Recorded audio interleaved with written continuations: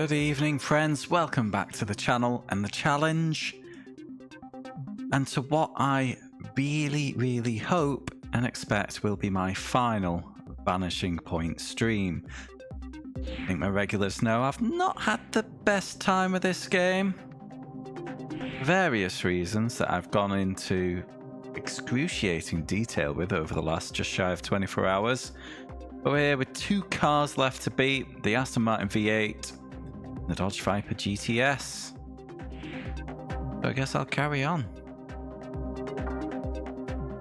Ooh, I haven't done any tuning. Let's do that.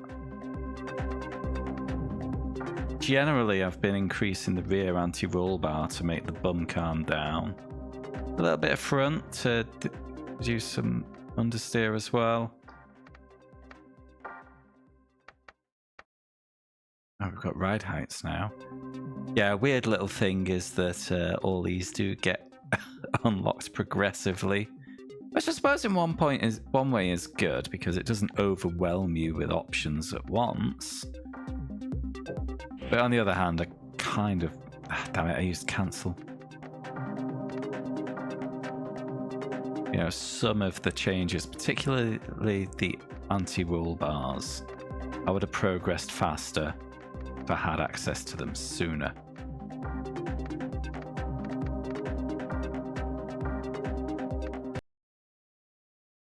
Or so I claim. We will never know.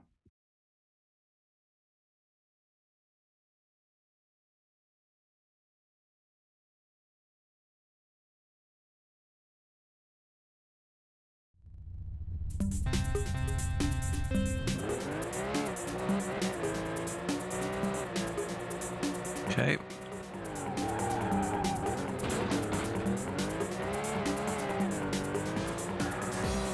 Oh, here's a bit of a swingy boy.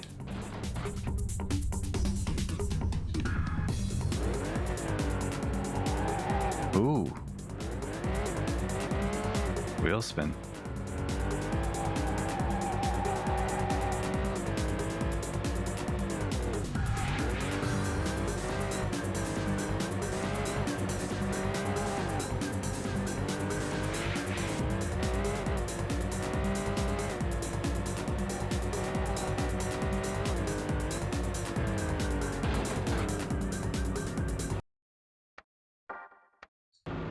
Okay.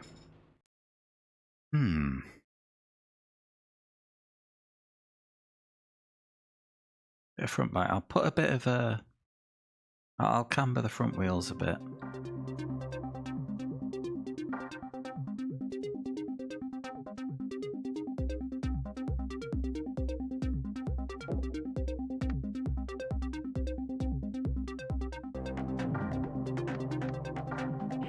Okay.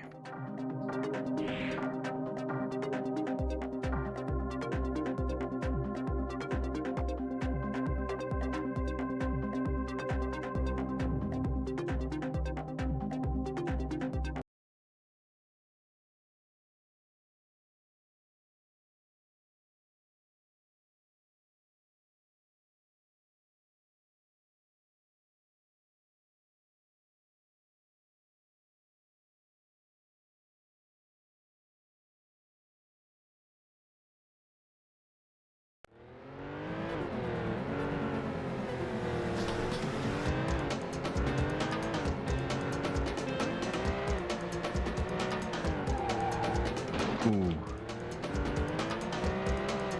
I think it's just a question of power. The car has a lot.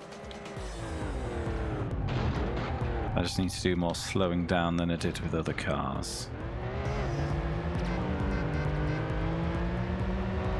Which is hard when the tracks are designed to not let you look too far ahead, lest you see any popping.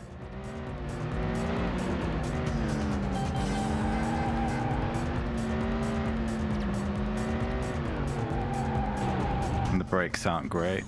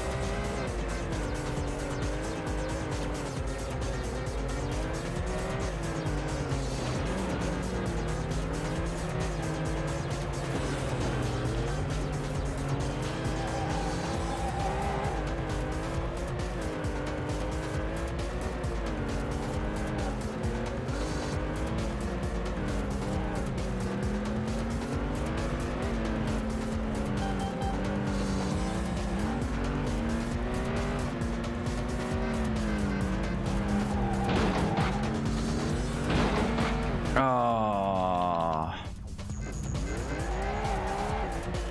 Pain. Yeah, we'll just call this the reacclimatization race. Every streamer's had one. Except the first one. Obviously.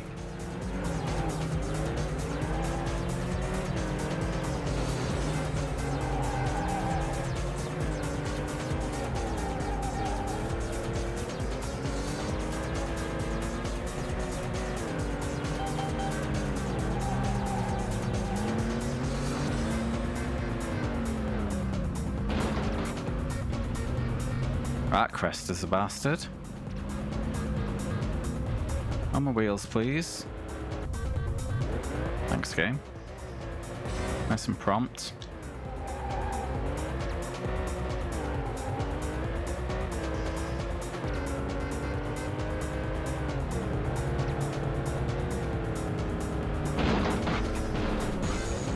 No grip.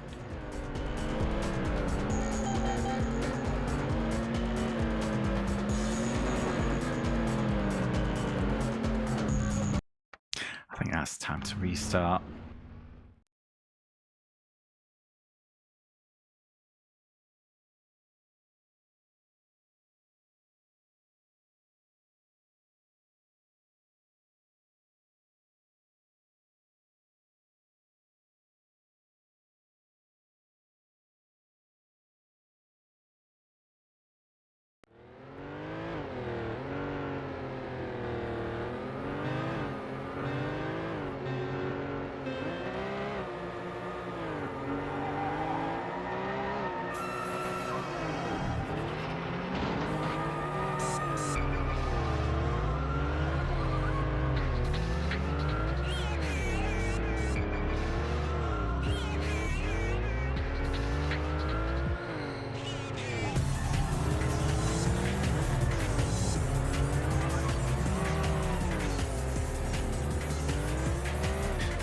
Double checking us on the furthest out camera there. Had a sudden doubt.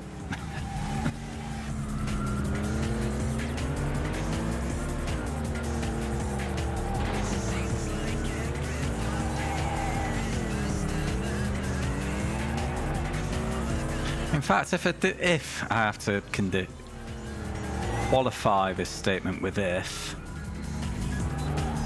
But if I do beat this game tonight, as hoped and expected, we get our first wheel spin of the year. Been a long time coming.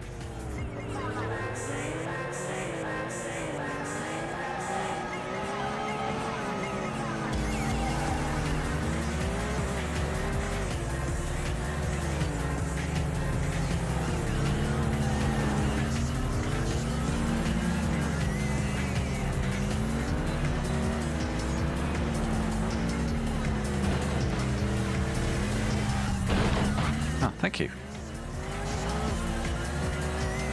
Unusually benevolent collision, pointing me back the right way.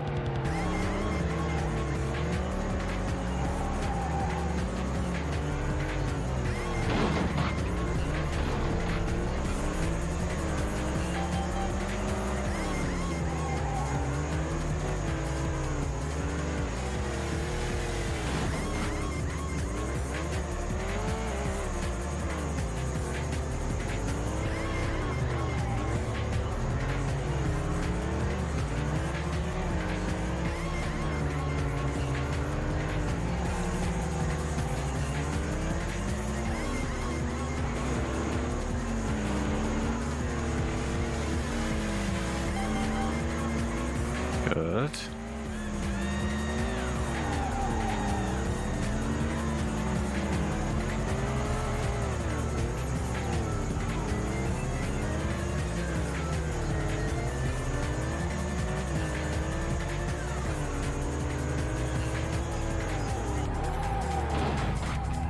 Oh, great. Oh! I wouldn't even land. Probably because I was trying to put the power down while it was still bouncing. It's still annoying.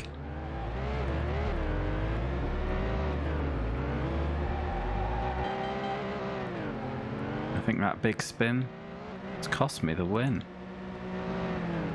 Now we've still got a minute to bring this back.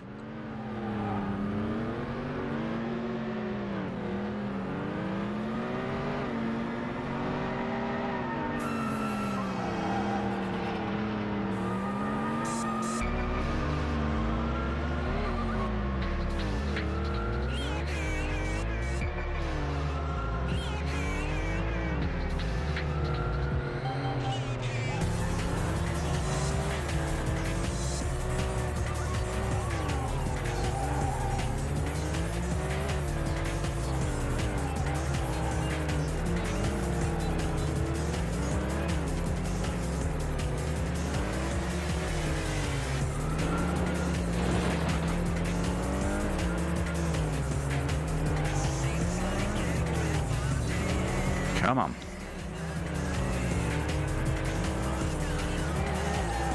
No! Oh, you bastards! So close.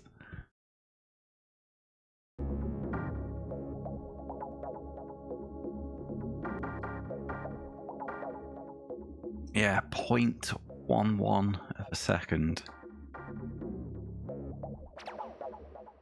Okay. Well. All I need to do is win this by more than 0.11 of a second, and we will have progress.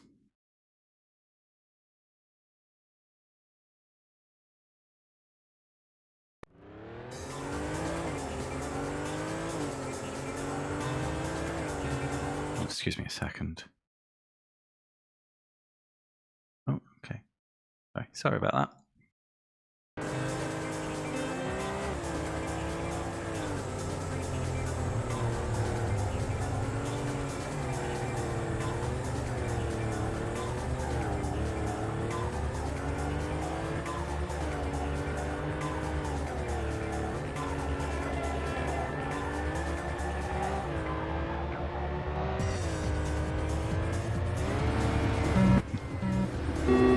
Oh, Daz.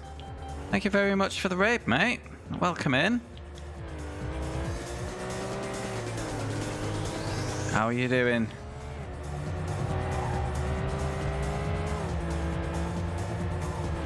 I would pause and give you a shout out, but to be honest, I think you're the first guys in today, so probably not a lot of point. If anyone is watching, be sure to check out PS143S08. Doing, is it an overall PS1 challenge, but you're having a driving games month? If I'm remembering correctly.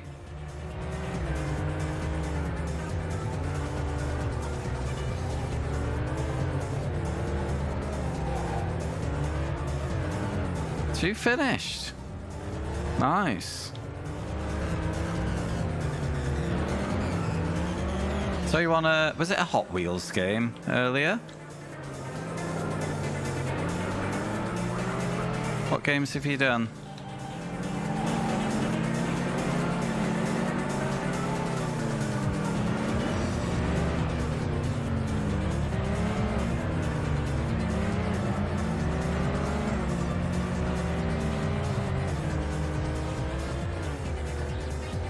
Oh no, London Racer. That's a piece of trash, isn't it? I think Hot Wheels Turbo was good, if I remember correctly.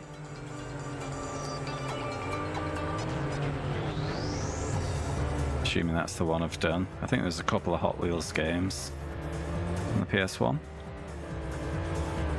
But yeah, welcome in, Raiders. My name's Paul. And if you haven't guessed from my graphics, my... what's the word? My niche, my novelty, my USP is I play PS1 racing games. I also do a bit of sim racing too. So if that sounds up your alley, please give us a follow. If it's not, fine. Have a great day, mate.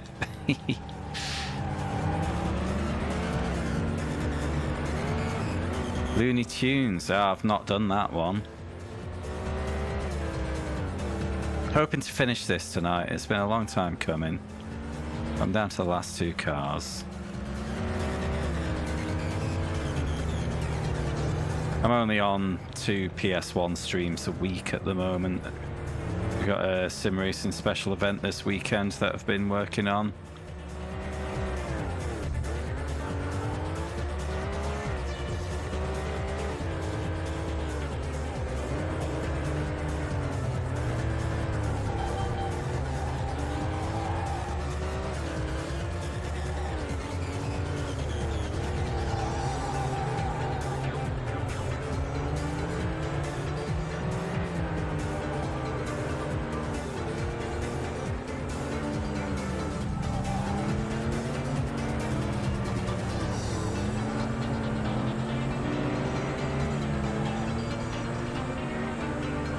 No, I'm not. I don't do Formula One. I play a game, primarily play a game called iRacing. And this weekend there's a 24-hour race mimicking the 24 Hours of Daytona, which is happening the weekend after. So me and 2 pals will be taking part in that. New garage option. Oh, hooray.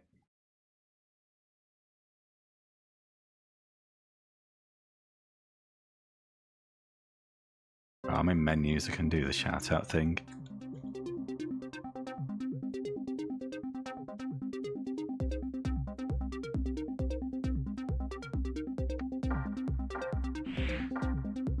We have unlocked flywheel inertia. Excuse me. This is a counterweight that affects the rotating weight and inertia of the engine. A light flywheel will generally allow the vehicle to accelerate faster, but will slow down more quickly on an incline. Okay. A heavy flywheel results in the opposite. However, a heavy flywheel can allow a fast takeoff by revving the engine before engaging the clutch. That sounds, in the context of this game, fucking useless.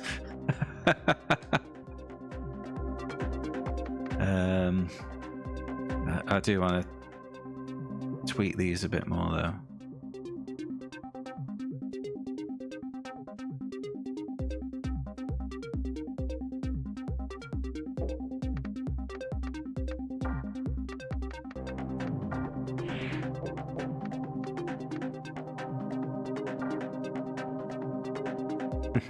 Now, as I've told you previously, the anti-roll bars have been a bit of a lifesaver for me.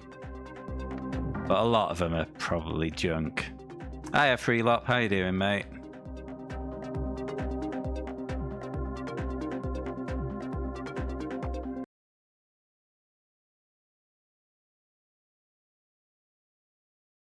I mean, ultimately, I don't want to be spending time repeatedly tweaking and refining options in what's primarily an arcade racer, you know. Oh, nice.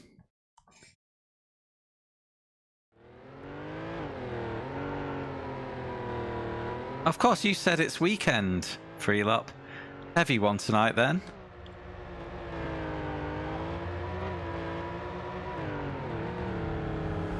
Bums. There's a minor bump there. Look what happened. You know what? If ever there's a time to restart, it's crashing out spectacularly on turn 2. Ah, cool.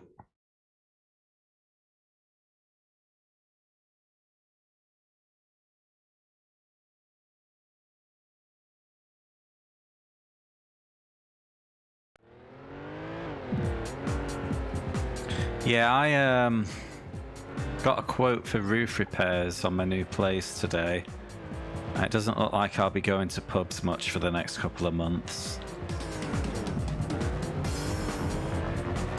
Which, to be honest, is fine.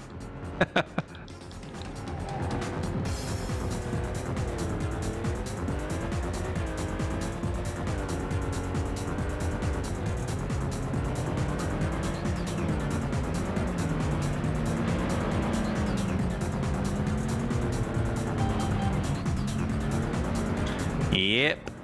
And there's a chunk that needs doing. See, it's mostly a bunch of minor things that need doing. But the problem there is the word bunch. You know, each individual repair, fine. Add them all together. And yeah, this is what happens when you buy an X rental. I knew it. I knew it was going to happen. It's fine. However, the more concerning news is that my new sim racing equipment still has not been dispatched. So I'm going to be on the old rig for the 24 this weekend. Which is sad. But if I'm not going out much, it'd be nice to have my new toys here.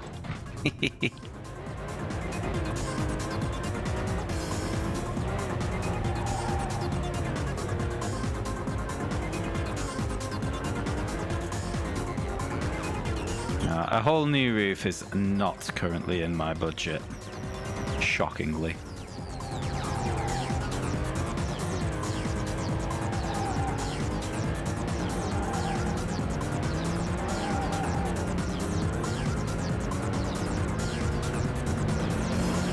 But I am questioning the wisdom of buying a new wheel and pedals and chassis. But I needed the pedals, the old ones are failing, but yeah. Ah well, buy once, cry once, eh? Thanks, game.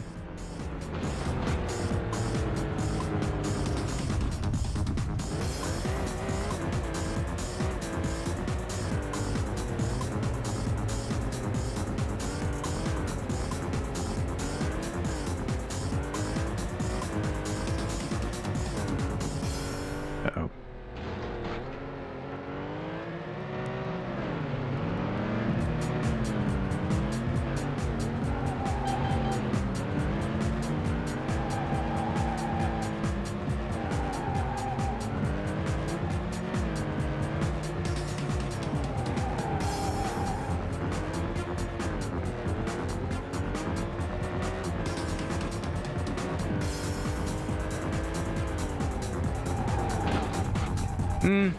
Well, you know, there's a limit. As it stands, the quote I've been given is going to rinse almost all of my cash savings, so...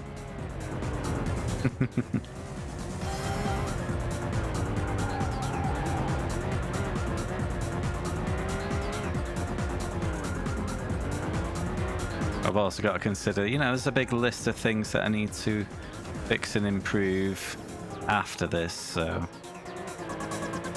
yeah.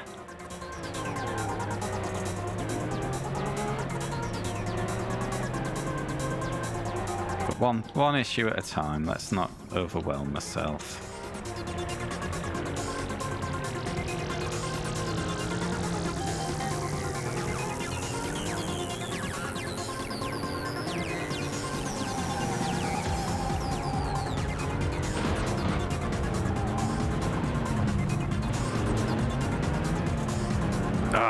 Come on, lads.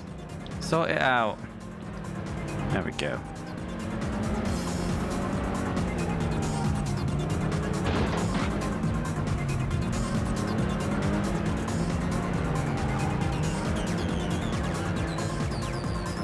So how much money, Mr. Financial Advice, how much money have you spent on classic video games this week?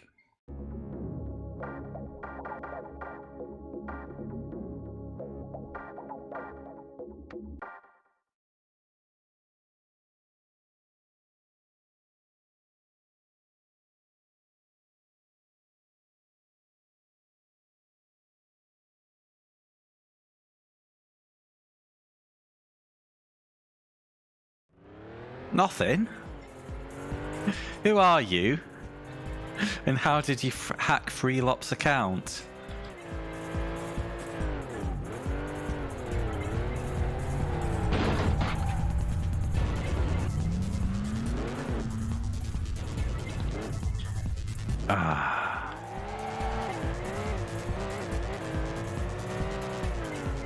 Or are you just waiting for payday?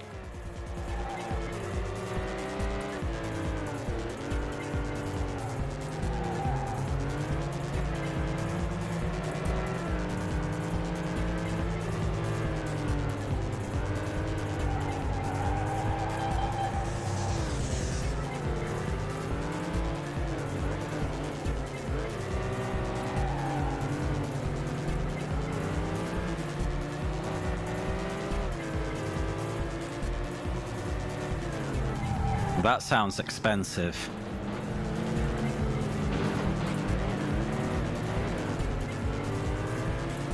Is that a Sega Mega Drive game?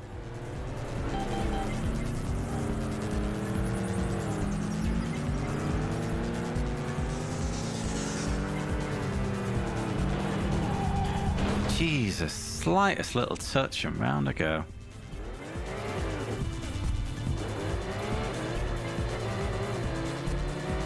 Oh, this is a sub 4 minute as well. Oh, Jesus. I have never played a Sega Saturn. Never mind a Sega Saturn game, just the console. They were that much of a flop. Like, everyone at my primary school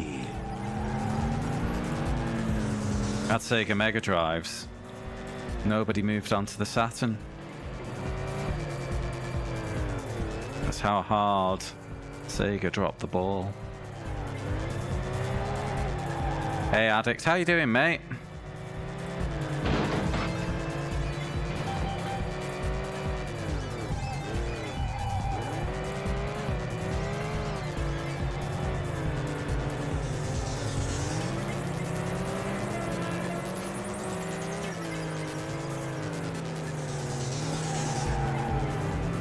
At work. Working hard, Ben, if you're popping in here.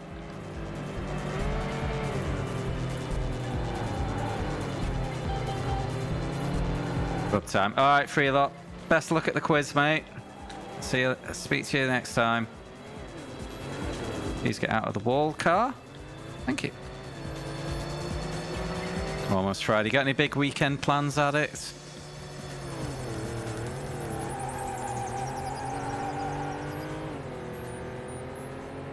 Ah, okay.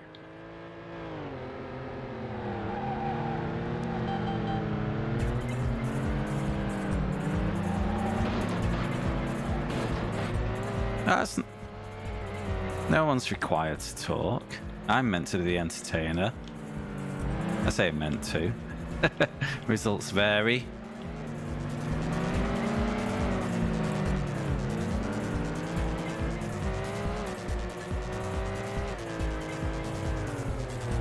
Okay, fair enough.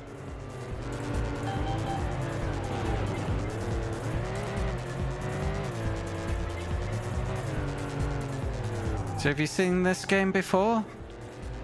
Vanishing Point? It's not a classic,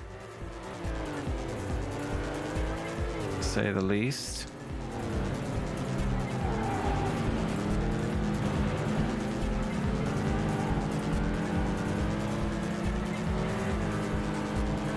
Yeah, it was also on the Dreamcast. I'm not sure how that version compared. Right, one race left, 2 points behind, so a win guarantees progression. Mr. FPGA. Why am I thinking of golf with FPGA? PGA. Professional Golfers Association. Am I in the right ballpark? I'm sure I've got the first EA golf game on the Mega Drive still. You know, or Genesis for our American friends.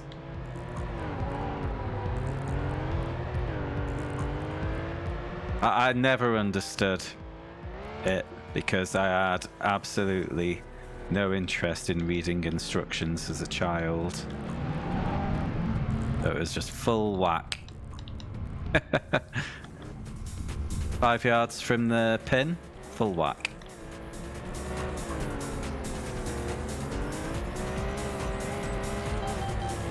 Oh, okay. Oh, that is cool.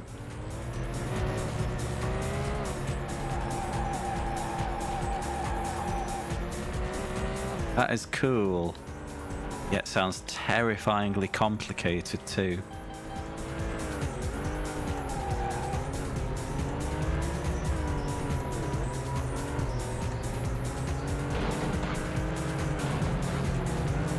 Piss and shit!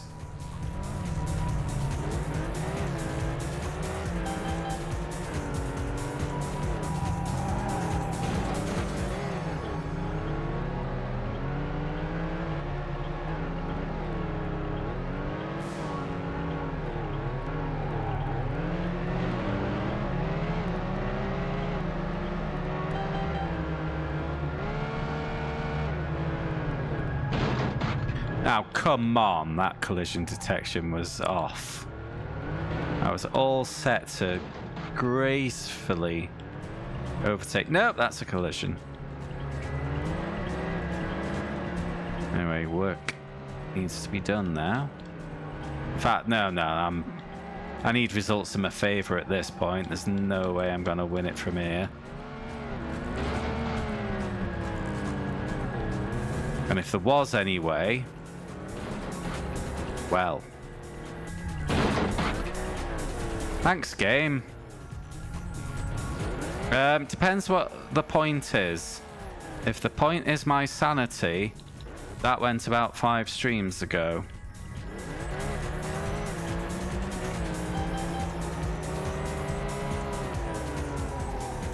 Yeah, man. Kick me while I'm down, you know.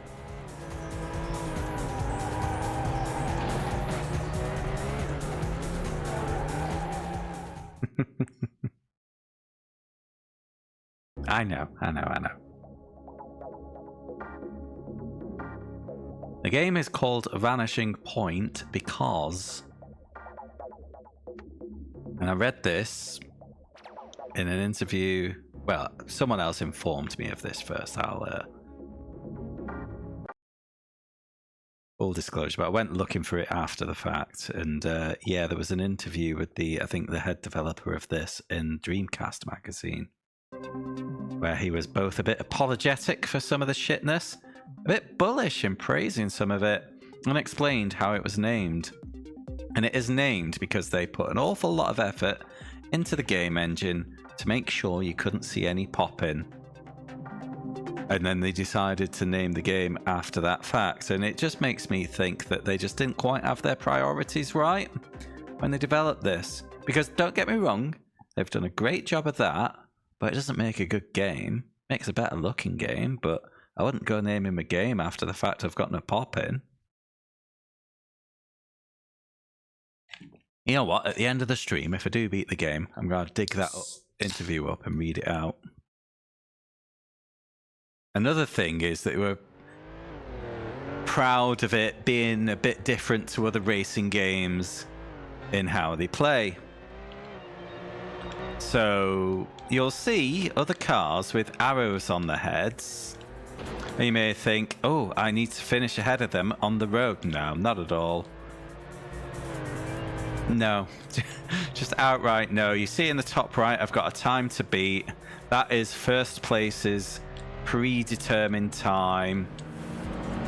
Off the back of that, I'm assuming all other opponents have a predetermined finishing time, which means these cars that I'm ostensibly racing on this street are just feisty traffic.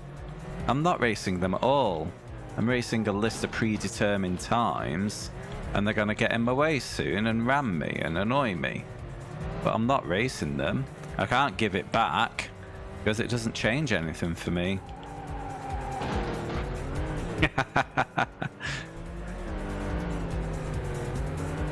There's a lot of that R says a lot more than a mere 3 letters. I can imagine how you're saying it.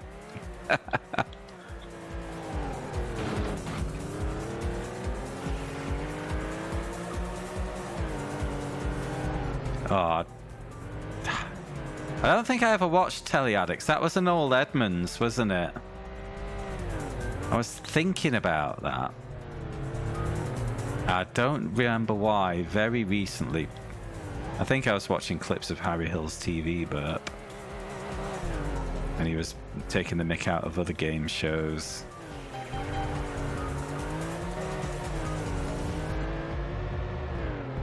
Yeah, I as a kid, I would never sit down to watch Telly Addicts.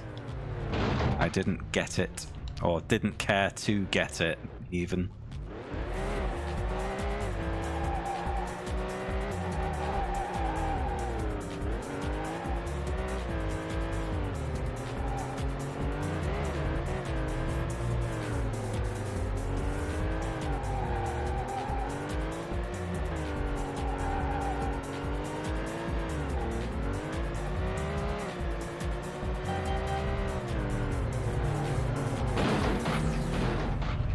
Now, the worst, air quotes, old game show for me was 321. Now, that was fucking indecipherable. Jesus.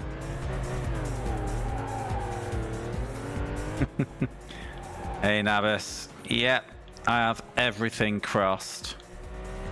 I have things you didn't think could be crossed. Crossed.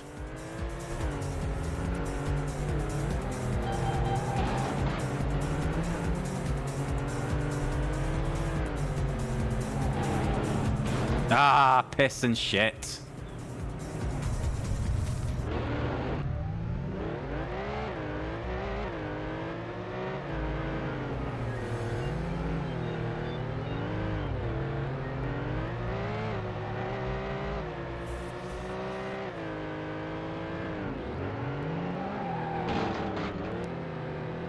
Oh, just gracefully glide off a wall for once.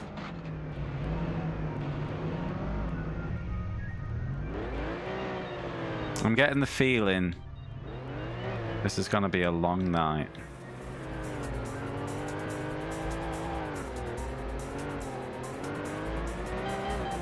"17 seconds. Fuck off."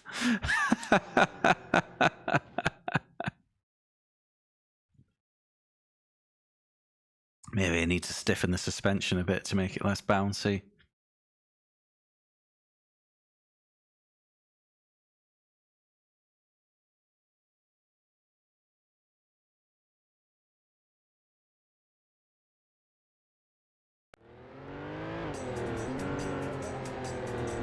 I need to do another shout out actually for Parnell. You been doing any more Who Wants to Be a Millionaire? Oh, you finished that actually, didn't you? I don't think I've seen you streaming since. Retro. Ah. There's a mixture of Football Manager and PS2, I believe. Is our man Parnell?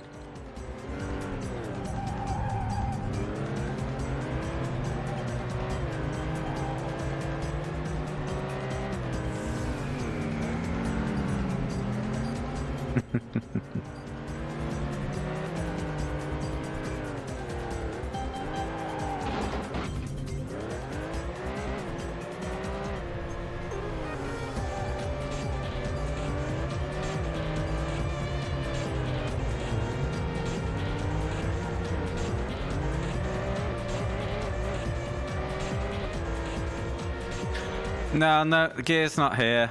No notification. No, it's...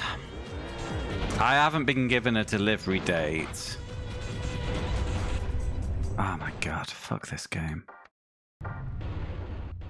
So, when I ordered, it had on, like, for the aluminium frame, it said estimated 3-week lead time. And 3 weeks since I ordered was last Sunday. Now, there has been Christmas and New Year's in the way, so I am being, you know, forgiving.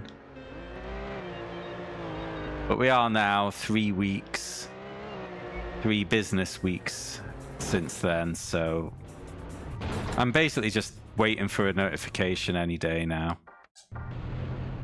But yeah, it's not so bad now. I've kind of got used to it. It's not ideal, but, you know, I did a reasonably long racing stream on Tuesday, and I didn't have any stiffness in my calves, so I think I'm okay.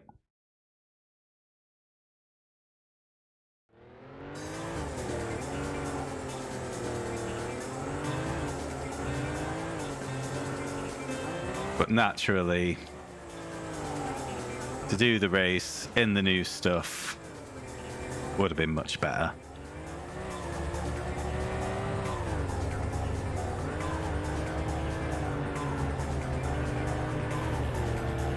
Like, even if I was setting it up tomorrow, then acclimatizing to the new wheel last night, I'd have still done it.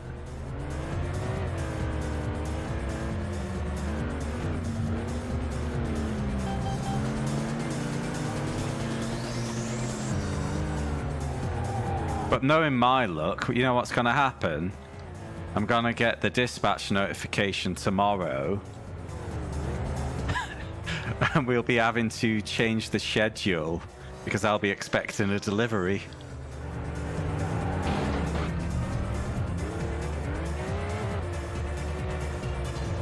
But I am signed up to volunteer parkrun Saturday morning as well, so yeah, it would not be ideal to arrive on Saturday at all.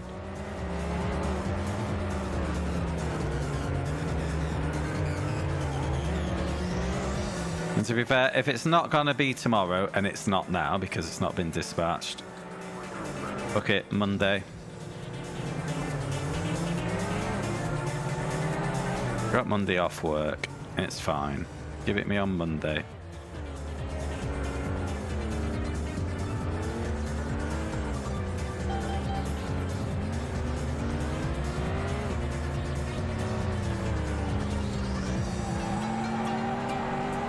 Of course, remember what happened with the pedals because of the bank holiday?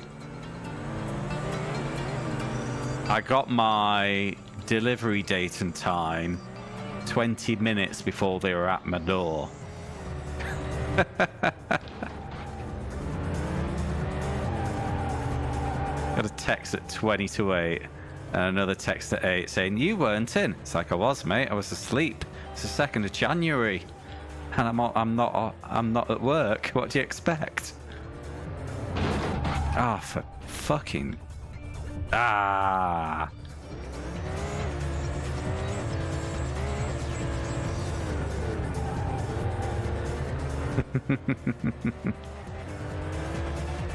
That'd be one way to find out if I've set it up right.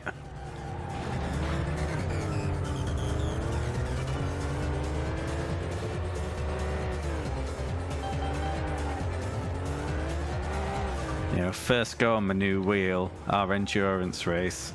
Force feedback's not turned on. That'll be fun.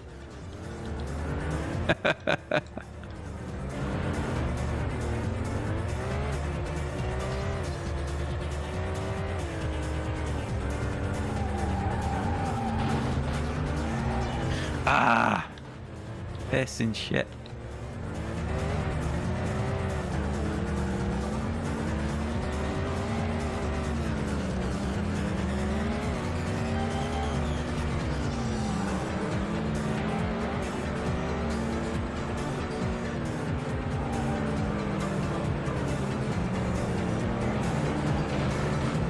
Get out of my bottom.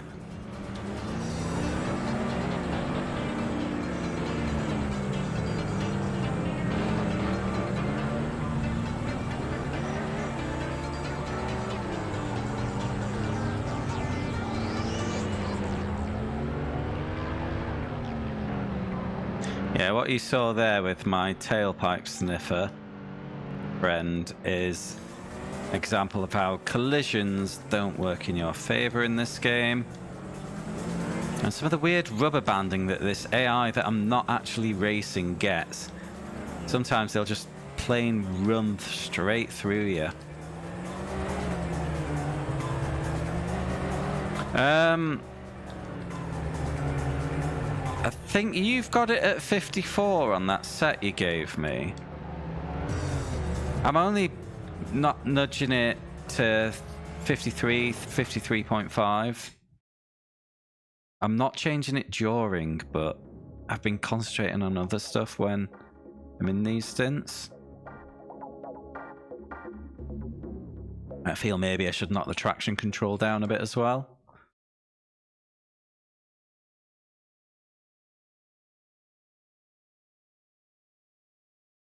I didn't do any practice last night. I was just knackered. Played some dumb pool game for an hour, then went to bed. And tonight I'm doing this. God help me.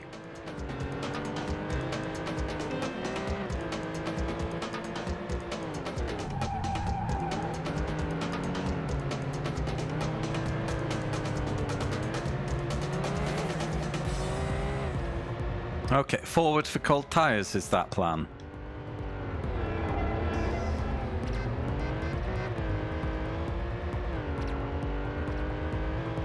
I was thinking when the tyres have peaked and they're going crap, maybe that's an opportunity to put it back forward a bit.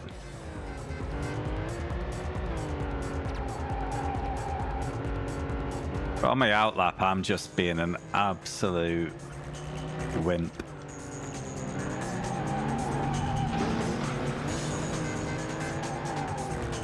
Oh, same. Wait, 666. That's the second horseshoe, or is that the? Because people have been referring to the left back onto the oval as turn 7, so I'm getting confused. Onto the oval. Yeah. I get a bit of that. My problem has been in the bus stop. I just don't get. I just get a big chunk of understeer in the middle of that,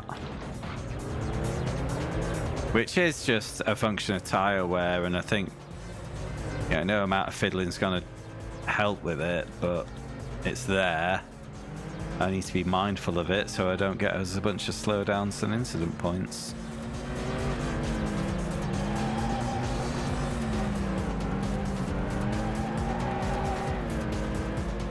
What's the incident limit? 100.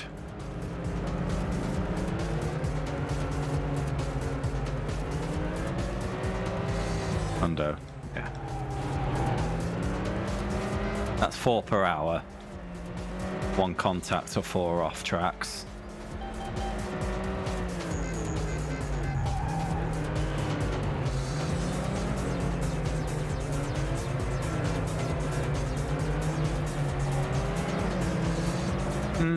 But I mean, what we have to do will depend on the context of the situation. You know?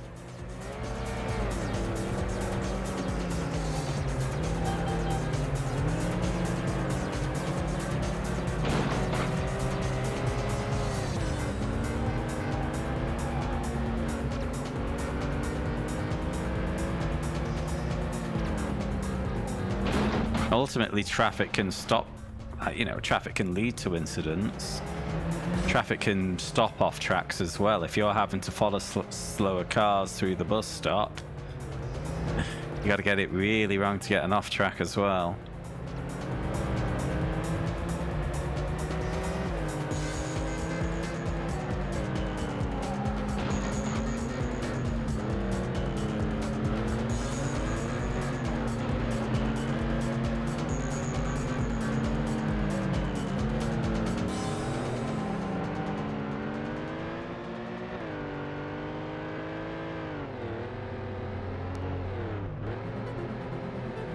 Oh, yeah. Hey, that hasn't happened for 4 years now.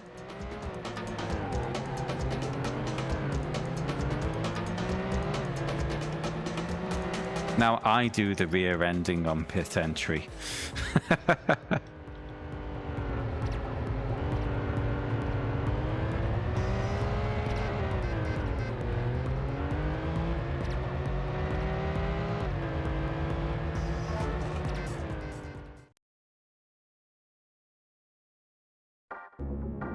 Would really have done with a win there. Shock horror.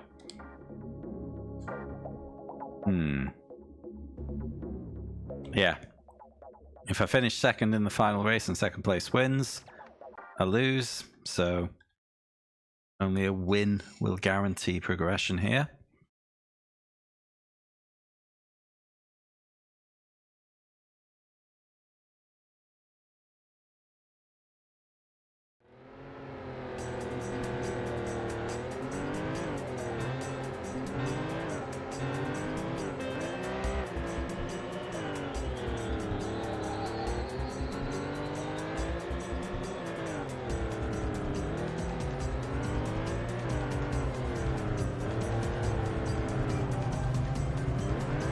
What do you think of the LMP2 now since the update, Nabus?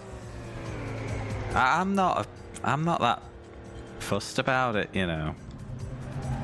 Big shame. But on Tuesday's stream, I was having a lot more fun in GTP, I think.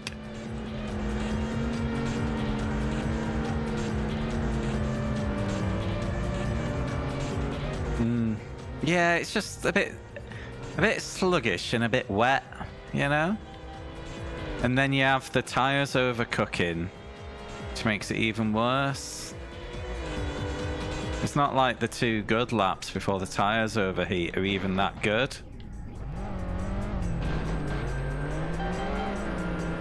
My point being, this is the second time the LMP2's been slowed down in the game.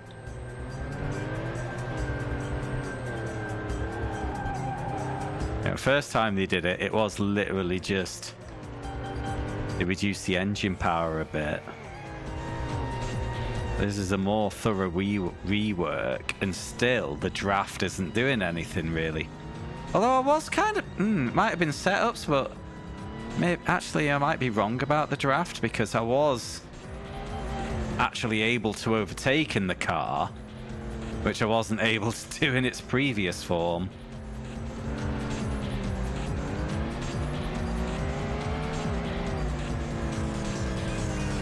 No, the tyre drop-off is more harsh than the speed gain you get for it being the car being lighter, which is a shame.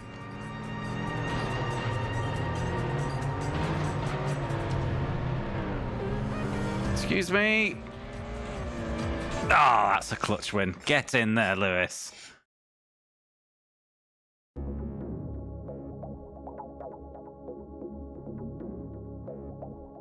Because in the previous model, it's like you get a couple of fast laps while the tyre were new. Then you'd have a stinky period when the car was still heavy and the tyres had peaked, but then the car would get light and it'd come back to you. But there's no more, it doesn't come back to you anymore. A new movie is now available. Yeah.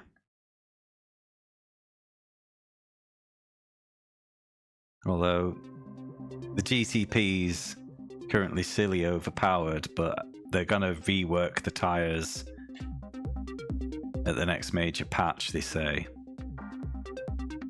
When they do that, I think it's gonna be a bit more like LMP2, but just faster on a straight line. Which means we're gonna have to find another favourite car. See, it doesn't tell you what movie I've unlocked. X-Ray 2, I don't want to watch X-Ray shit. Ugh, that's new.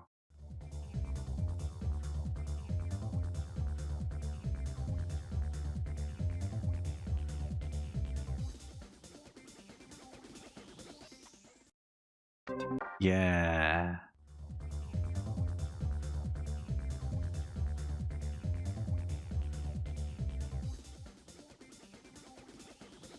Pretty sure in that interview they said you had someone pretty much working for 18 months solid on those movies.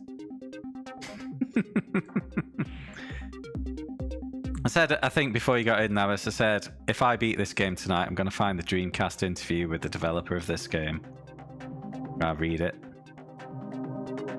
before I close off the stream.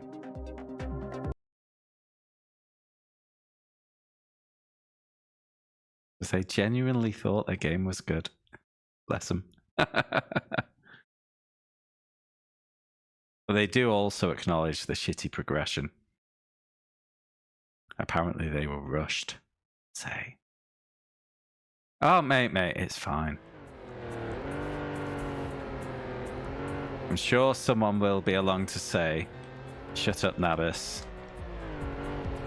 if they think they've been drowned out. By the way, guys, we have one more game after this one before the conclusion of the current vote. And I've just remembered how much of a lead one of the game has in the vote. I'm wondering why I'm bothering telling you, but sod it. If you want to try and change destiny, your options, 3 channel points. Option 1, J's Racing, a Japanese exclusive.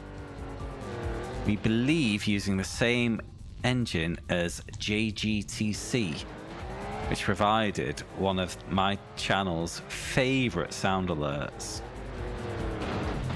J's Racing, yeah. The leader at the moment is option 2, which is South Park Rally. All of our strength and have no regrets and win the championship. Thank you, Navis. Love that quote. So yeah, option 2, South Park Rally. Option 3, in last place at the moment, Extreme Go-Karting, I think.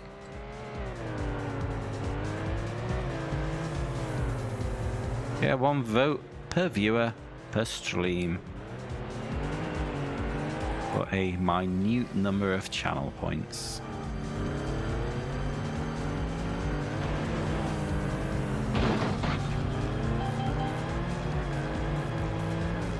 Yeah, another thing I mentioned, Navis. If I do beat this game tonight, it's going to be the first wheel spin of 2025.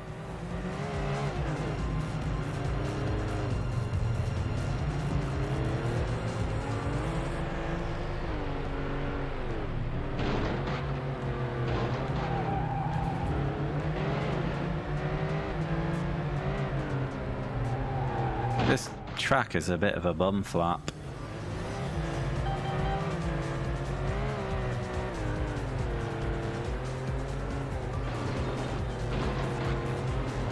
I know. Hey, it's been longer than that. Because before I started this game, I had a month's break from streaming.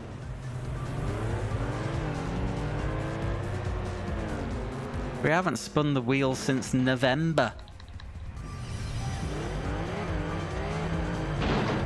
Oh, you utter fairy cake.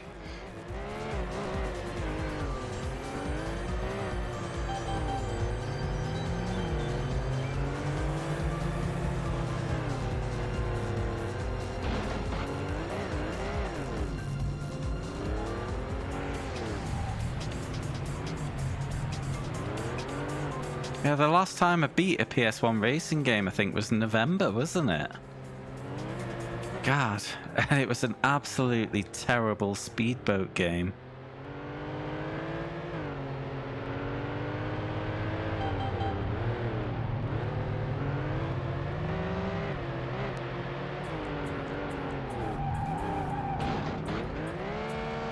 Oh my fucking days. I'll be so glad when this game's gone.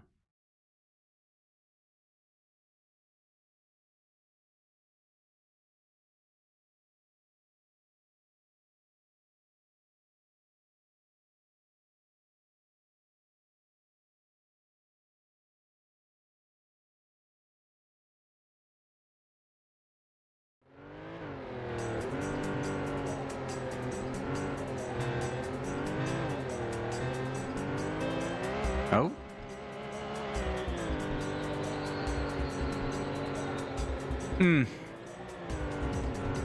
That's kind of terrible. It's kind of not, but it's gonna be an awkward one to rate because it's not the worst I've played. But I have so many bad things to say about it. And I have said them many times.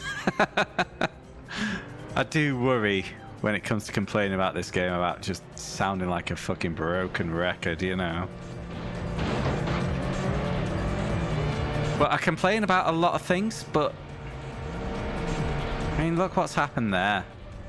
It's like a bit of traffic got forced into the back of me. It feels like it's not far away from being great. It feels like they've done all the hard work. And we've not been allowed to do that final polish pass that would have fixed it.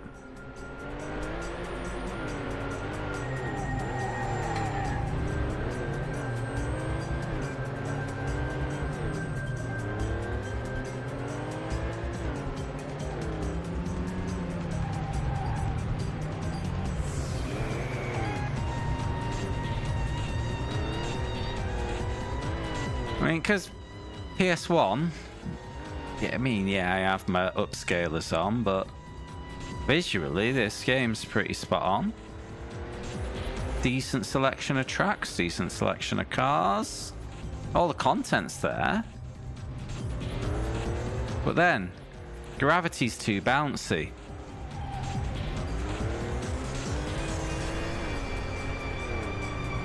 But someone's okayed it?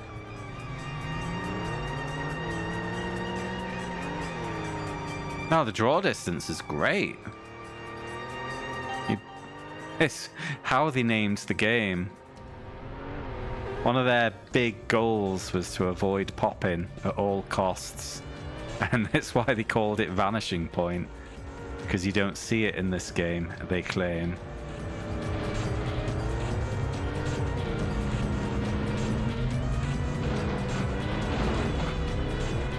Yeah, it's been very rare I've noticed anything popping in.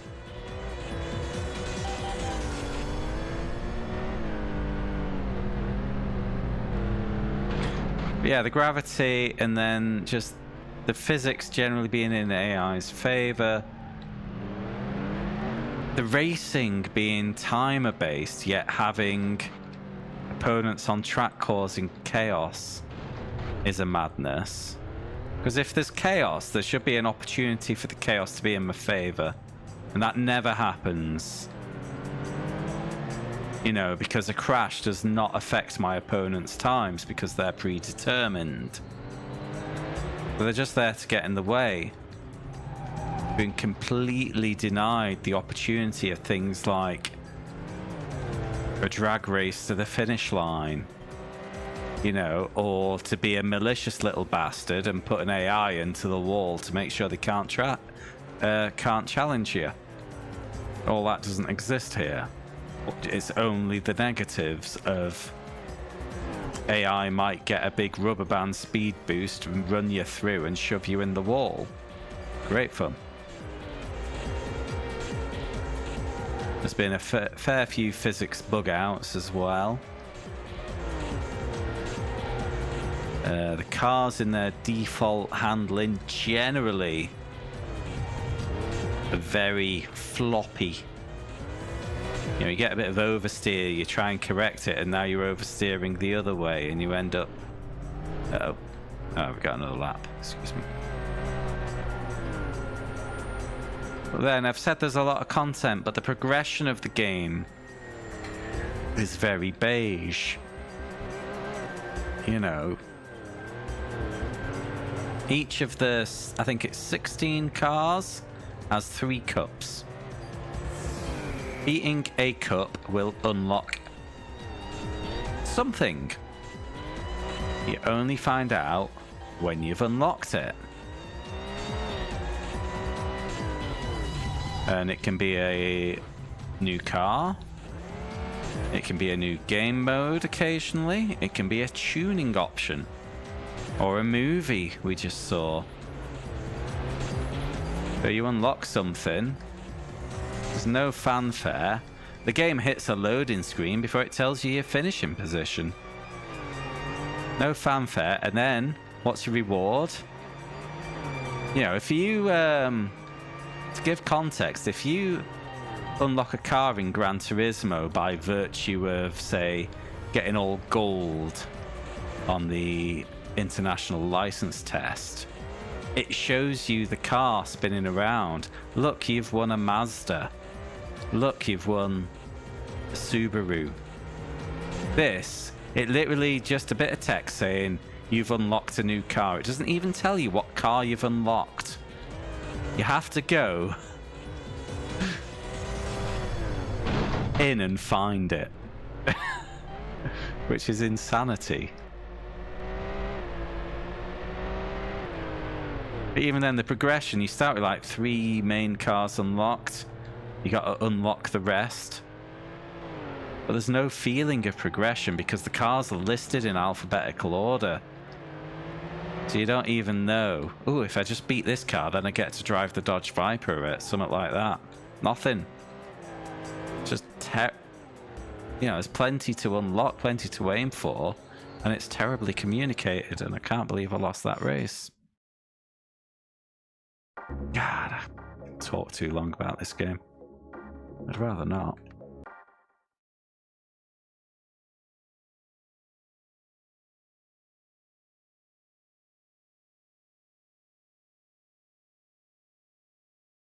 Anyway, Superbike 2000 next time. Finally.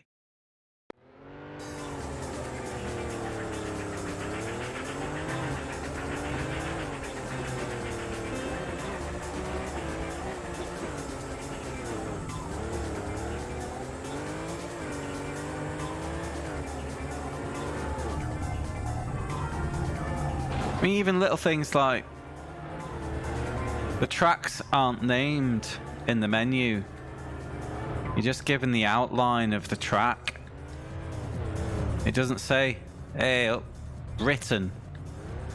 Just a word for me to identify that I'm about to do this track.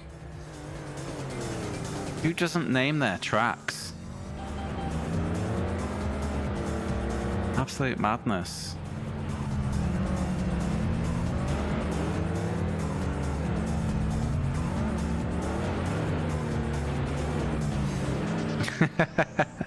Save me 5 minutes later, won't it? Because I am literally just going to be repeating those points.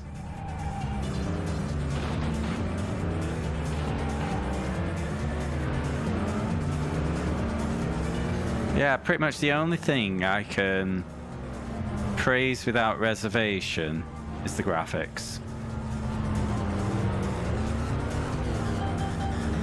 Handling's iffy. The sounds are just wet. The music's dull and repetitive.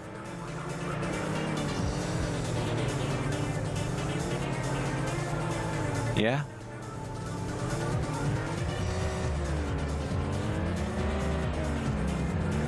It's like they just didn't know the priorities in what makes a good racing game. Look, we got no pop-in. Great. Look, the handling's shit. Great.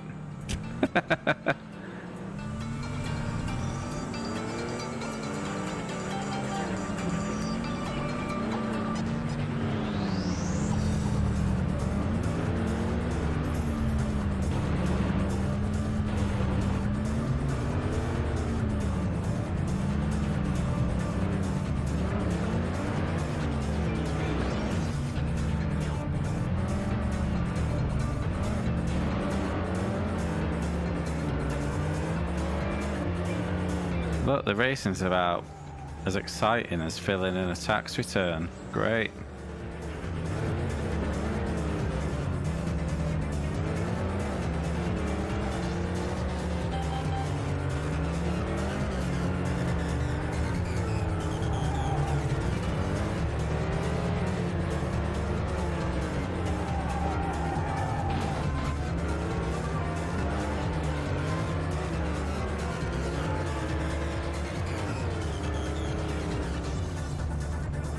Yeah, but also the traffic is made up of the special cars that you unlock. So they have made every car drivable, But of course, like things like the Volkswagen van there, only usable in single race mode, which is just as well. I wouldn't want them to double the amount of tournament races they have to do. But yeah, it's a good roster of cars that they've put in. And then there's absolutely no fanfare for unlocking any of it. The words are, you've unlocked a car. A car. Tell me the car. Don't make me have to look in the menu to find out the car. It's a car. It's a unlock. It's a big deal. Celebrate it. Make me feel like Billy Big Bollocks.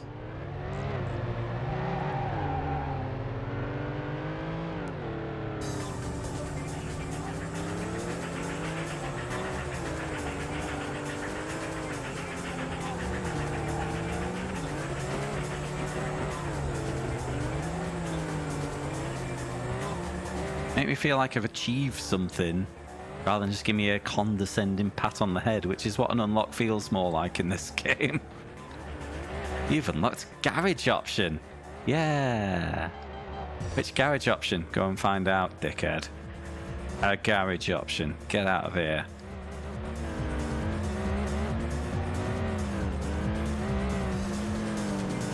Ah, fucking piss. Oh, no. Didn't spend too long flopping about that time.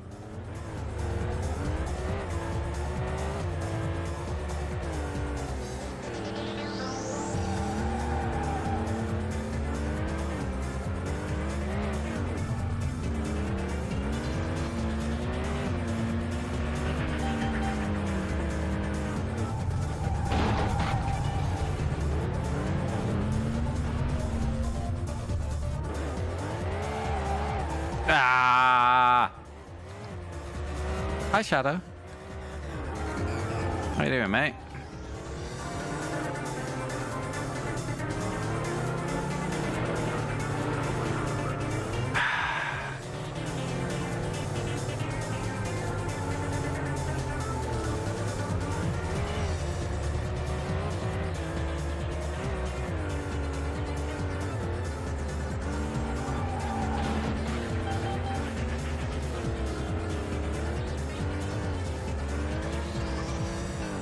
Sometimes works like that, unfortunately. No amount of doing things will help.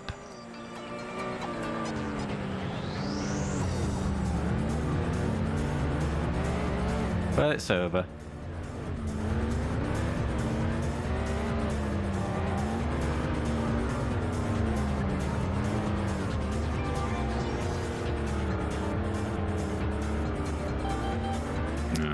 Yep, know that feeling.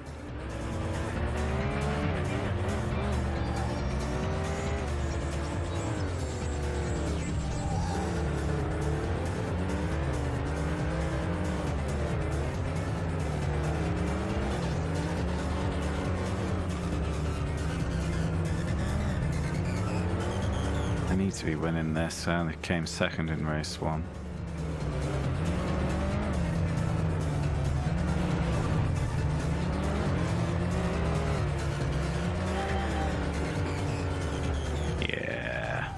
Final sector, it's not happening.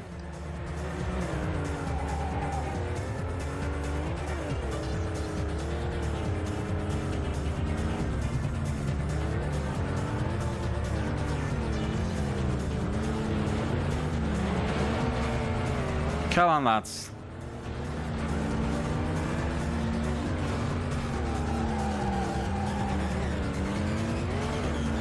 Get off the wall, please. Oh, thanks, guy. Oh, and then brake test me.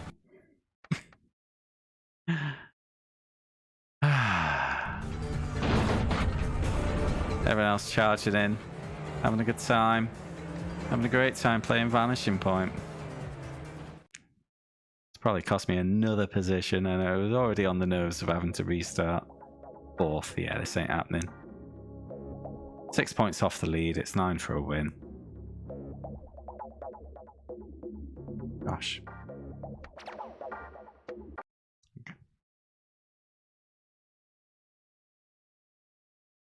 Let's not throw away good time after bad. Play it again, Skin. Oh, you missed me swearing at the game a bit, having a complaint about all its design failures. The usual Vanishing Point stream, you know how it is.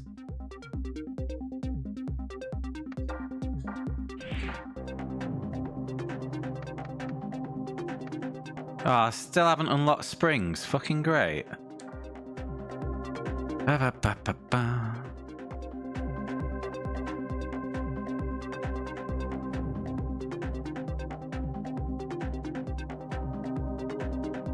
Do I want more damping because it's too bouncy?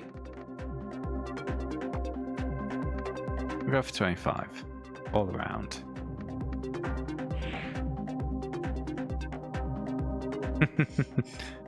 Oh, I think you said in the last stream, I forgot about that. I have to pause it as the race starts.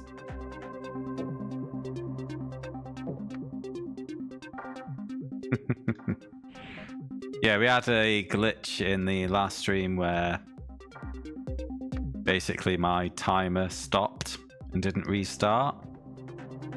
I think Skin said it's because I started a race, immediately hit pause to address an interesting point made by a chatter or something, I don't know. And then I got gifted an easy win. We all had a lovely time.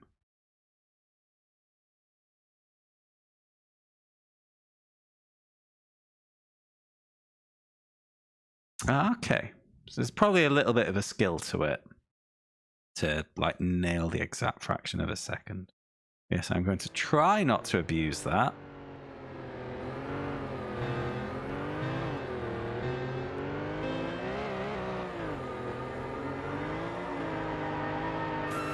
Ooh.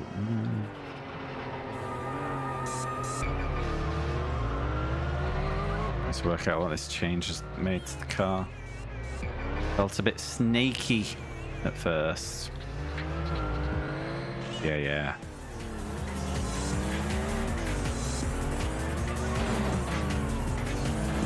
Here we go.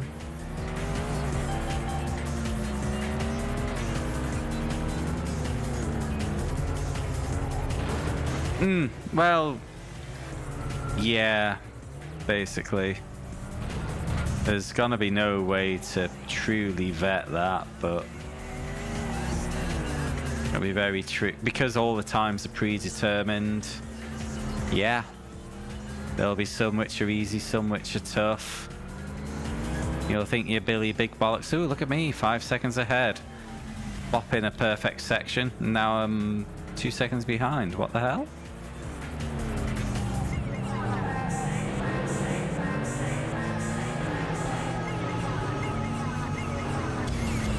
Because there's no visual representation of your competition, you can't even tell if you just suck at that particular section or the AI is cheesing it, because you don't get to see the cheesiness happen.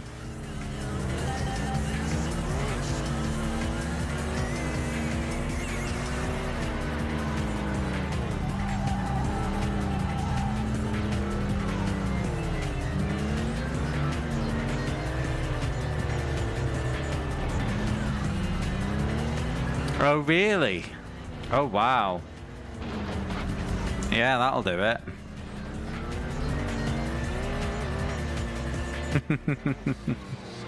Amazing.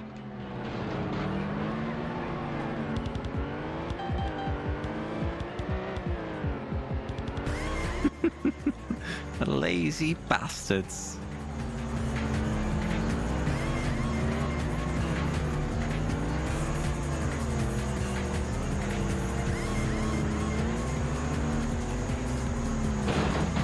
I did not know I was going to go subtly to your left and... I'm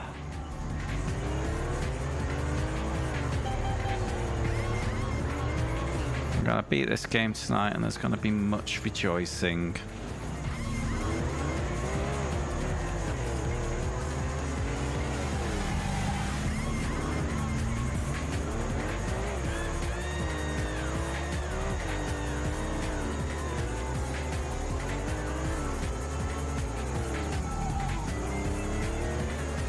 Oh, it's terrible, isn't it, Navis?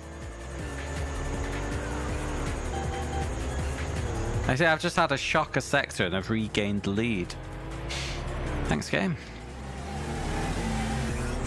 But then, according to what Skin said, I've effectively just spent my player privilege on the easy section despite crashing in there.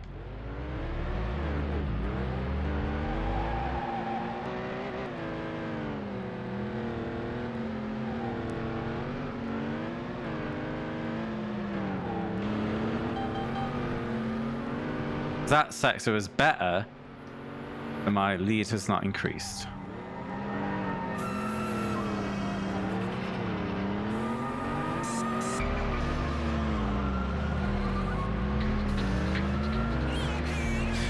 Wait, so when you say cardinals, it's just the north, east, west, south point, not the quarter point, half point. Wow. That is special. That is incredible.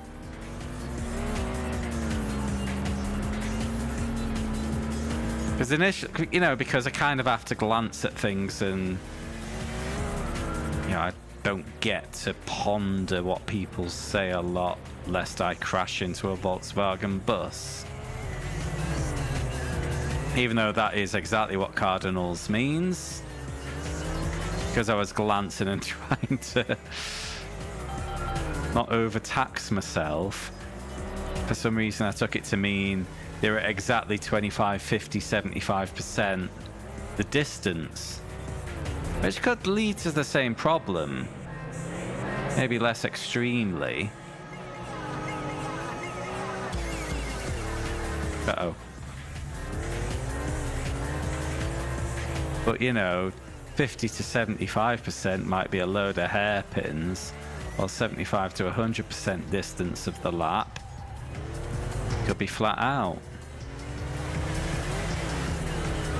But cardinals, that's extreme. Because it doesn't even moderate the distance of the sectors, does it?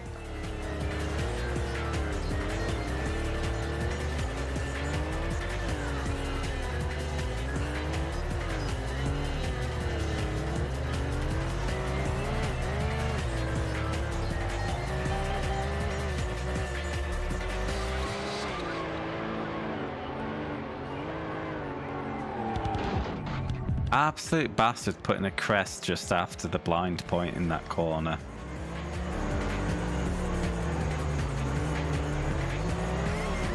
If you're gonna hide your vanishing point behind blind corners, do those corners semi-responsibly, please.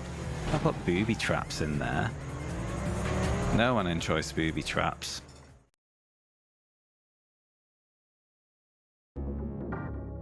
Alright, we're away. Win. 2 more.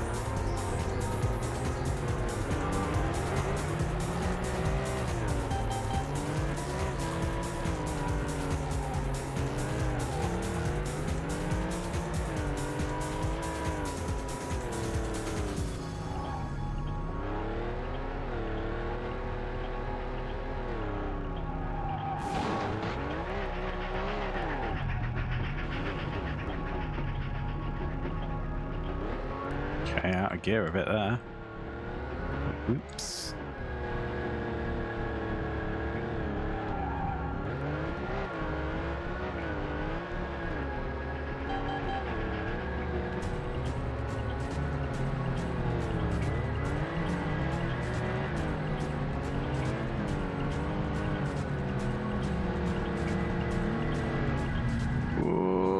Over we go.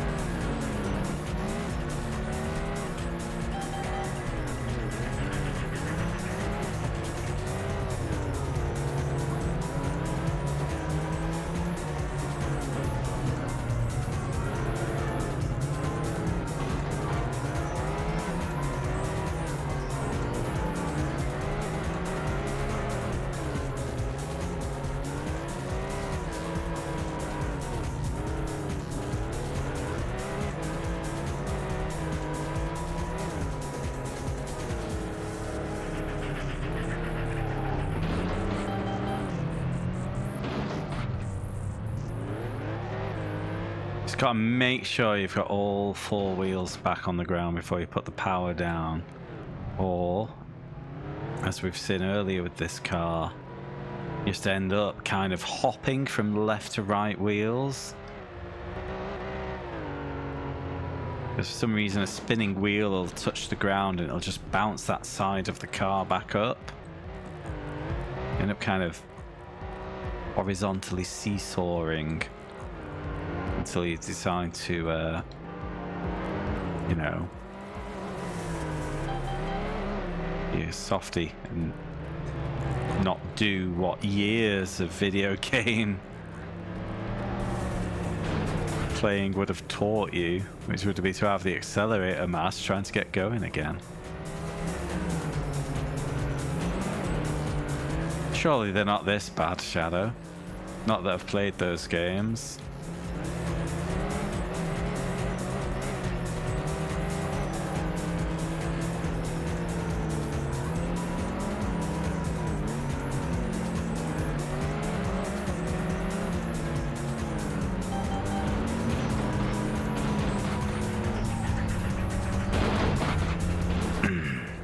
Ah, come on, lads.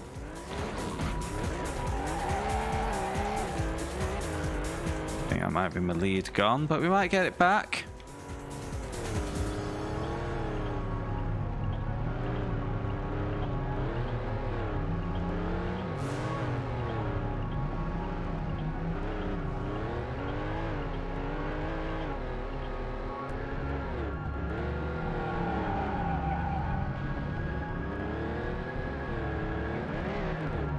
Yeah, but that was just a function of acceleration, wasn't it?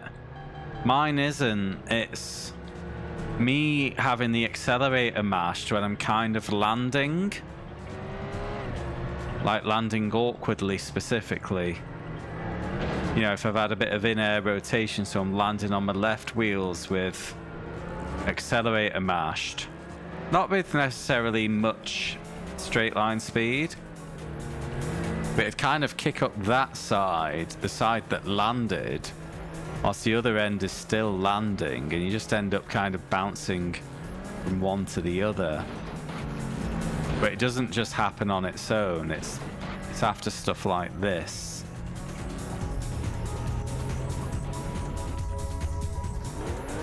You know, if I don't get reset.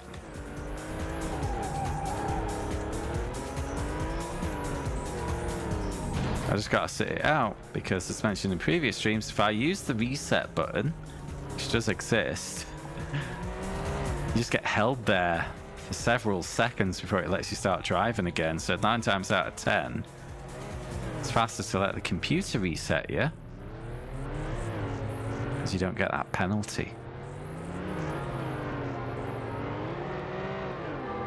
So it'll be faster. But unfortunately, when you realise it won't be faster because you're still bouncing, yeah, the opportunity's gone.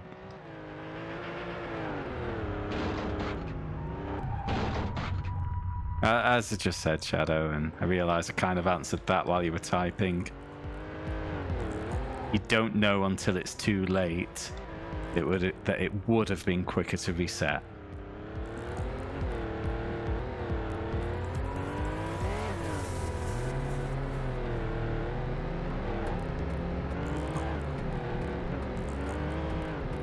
Also, watching the car flip 10 times is good content, isn't it?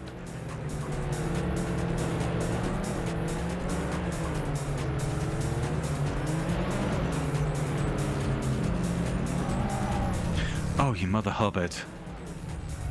Ah!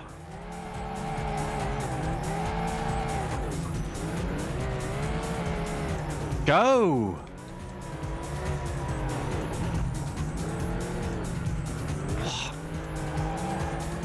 That is so annoying. No!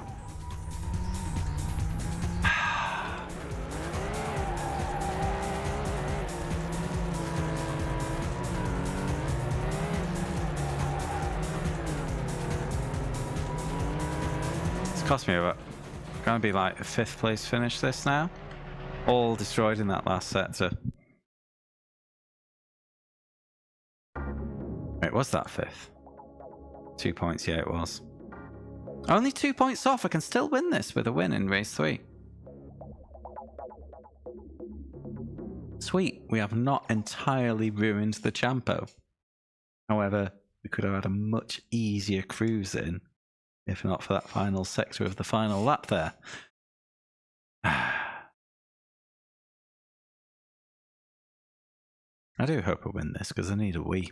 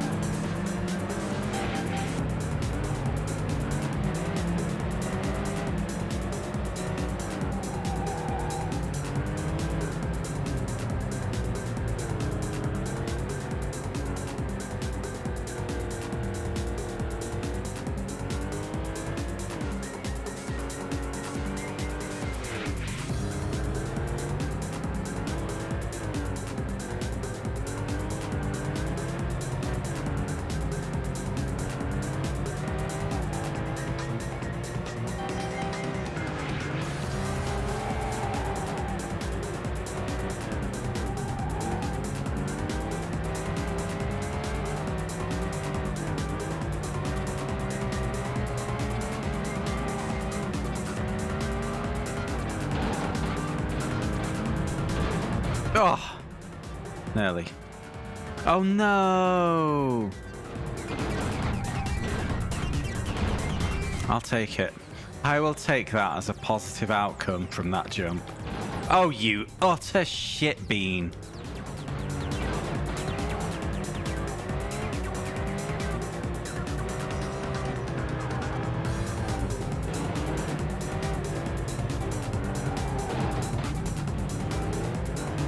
Can iRacing rejoin?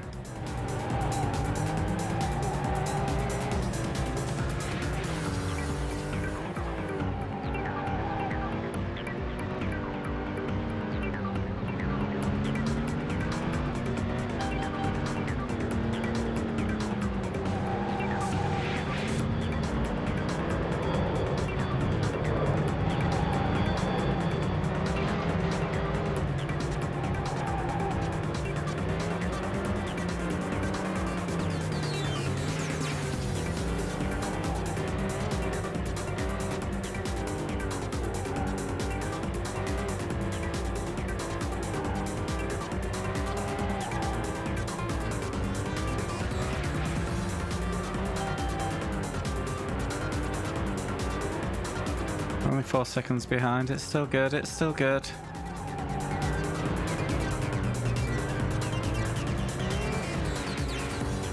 not fire off the massive jump this time, because I do know actually from previous experience, if you slow down that jump and take it super safe, you gain chunks on this track.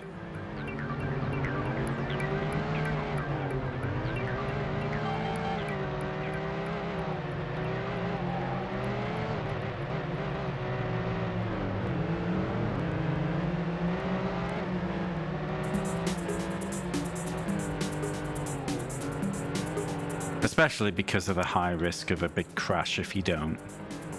Here we go.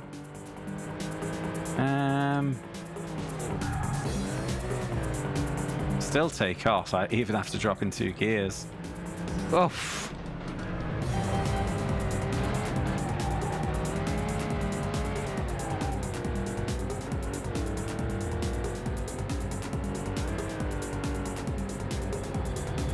Yeah.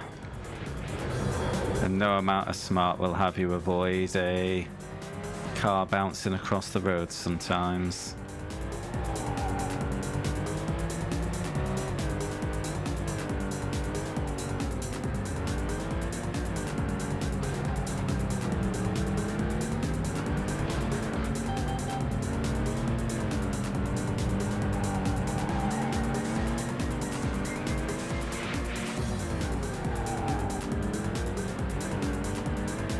Any jumping on rally circuits?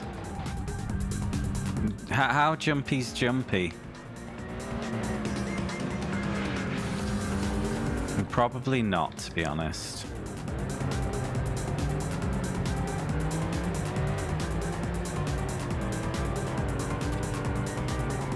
No, if you want rally, I mean jumps, you only got to do the rally cross or Mount Washington.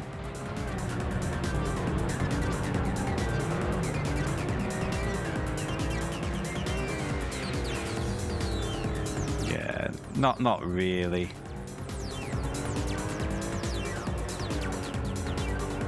Yeah, because the majority of the content is dedicated racing circuits and ovals, and they're not renowned for the jumps.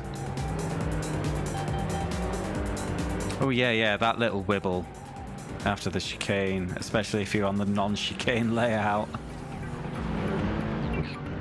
Shit wank.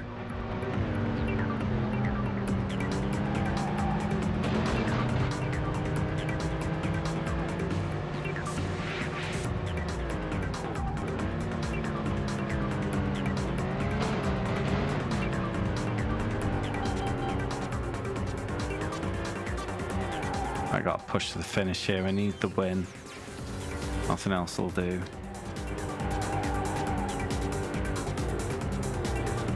Inconvenient traffic.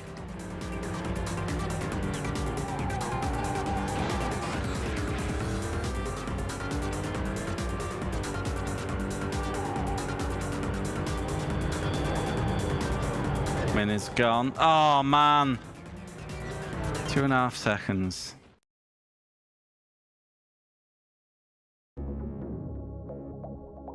Fingers crossed. And that last lap was a good one, a 2:10.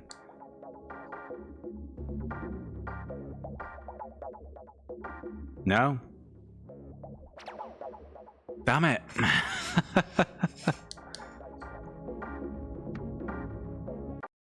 Yeah. No, you do get a hop at Lime Rock in iRacing. I can't think of any others. They're generally not that hard to remember because you will have had an incident in one if they exist. Anyway, I need a quick break for comfort purposes.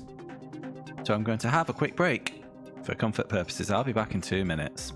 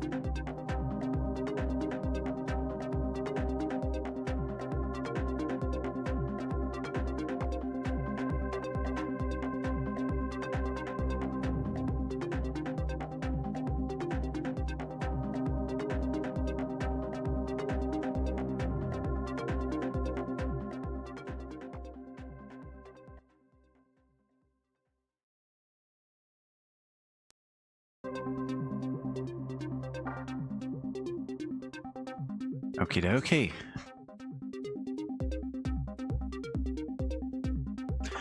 Let's go again. Aston Martin V8 Heat 3.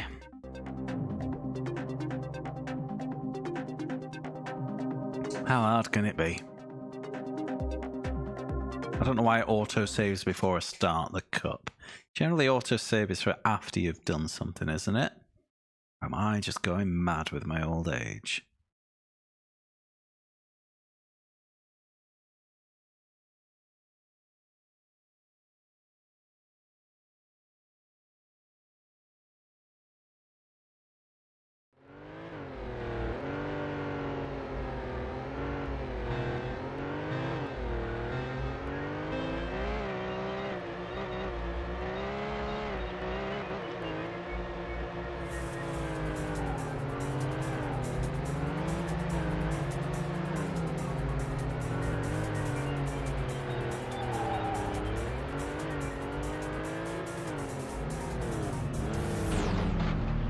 Are we also going to get on that terrible disappointment?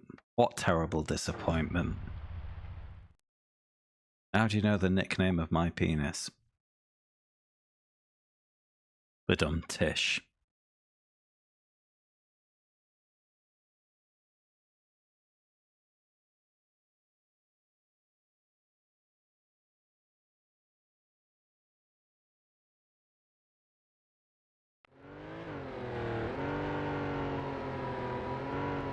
Is the big disappointment the Dodge Viper? Yeah, I haven't watched Top Gear since before Clarkson got fired. And unsurprisingly, if I'd kind of had enough of Top Gear by that point, I've never watched the Grand Tour.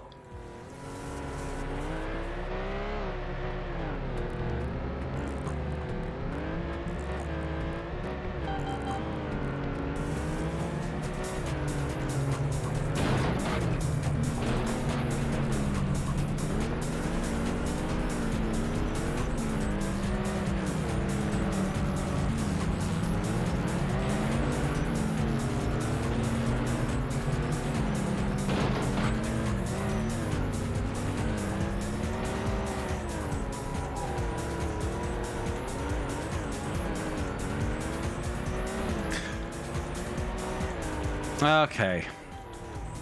Yep. I get you.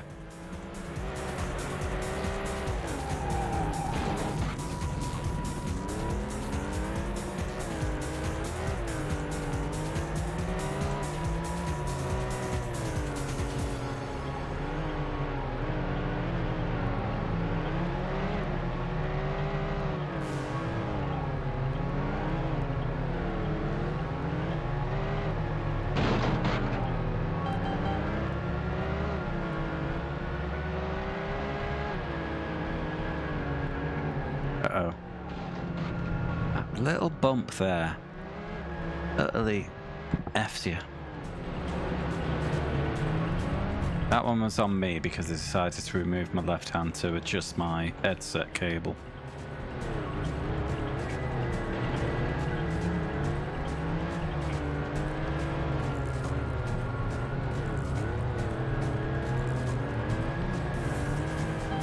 But it's okay. I am still in the lead for the foreseeable.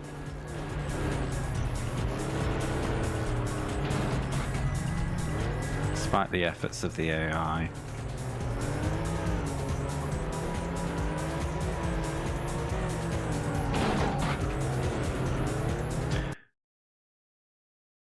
The Dacia stuff is still good.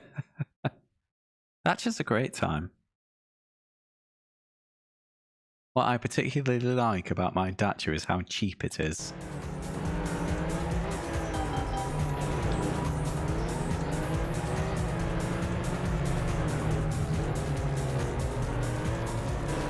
Big fan. And the Dacia Sand Riders got a race win, a stage win in Dakar.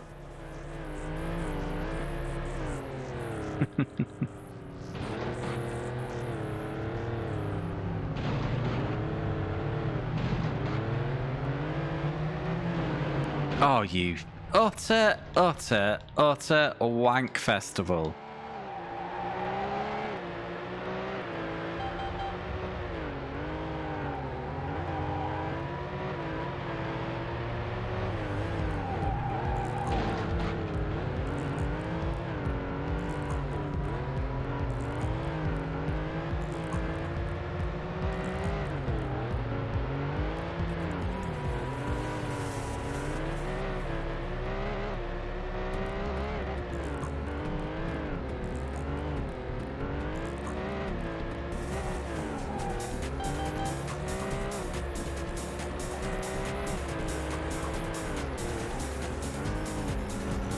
Big slowdown for the tiny little bump there.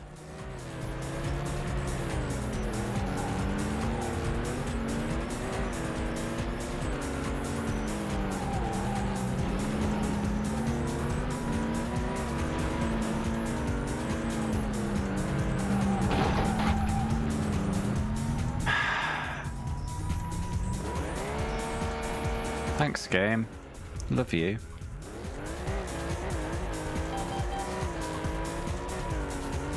Slightly tapped someone else's accident.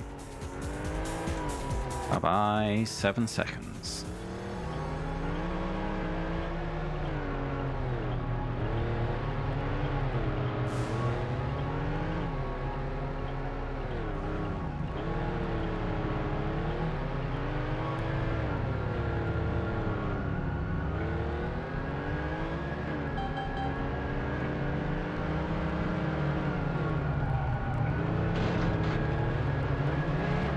I was braking for 100 meters to just try and not take off that crest. Not enough. You have to literally stop and have gravity do its job. Piss and shit!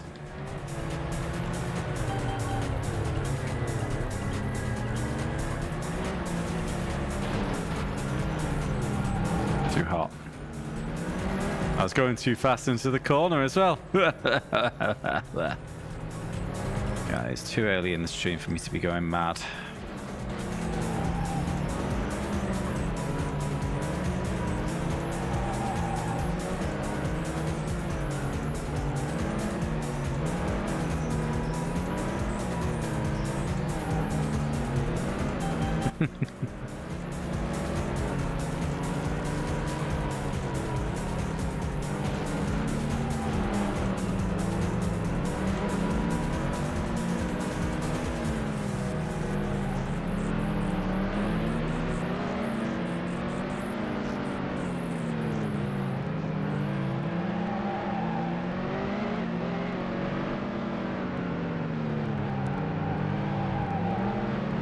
No!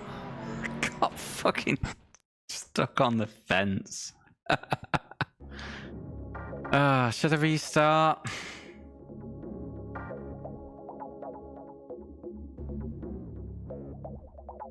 We gotta power through until I either win or I'm too drunk to win. But it's gotta die. I hate this game.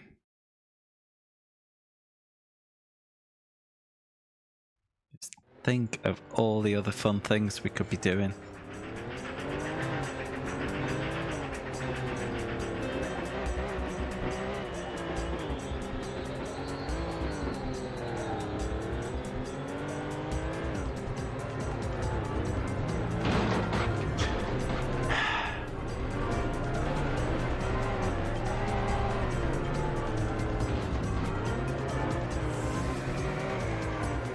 I shouldn't say things like think of all the other fun things we could be doing, because people might leave my stream to do the fun things.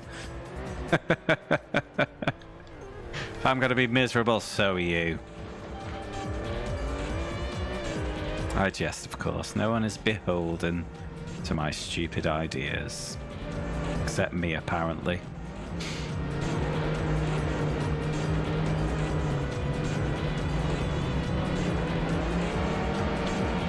Game, will you fuck off and let me drive? Jesus Christ.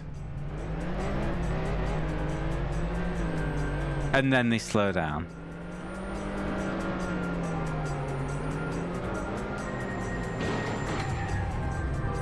Yeah, but I'm not helping, am I, Shadow?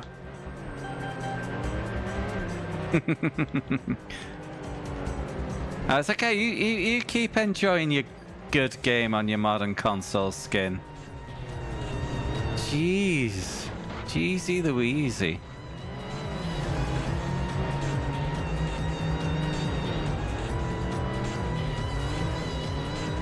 Have you given up on Vanishing Point yet? I know you started playing this. Don't know why. Like you don't trust me or something. Oh no, it's one of those nights.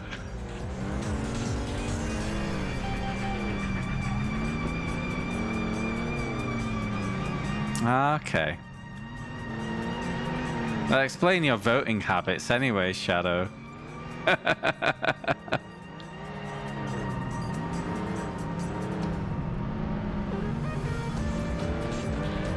You've never trusted me? Fair.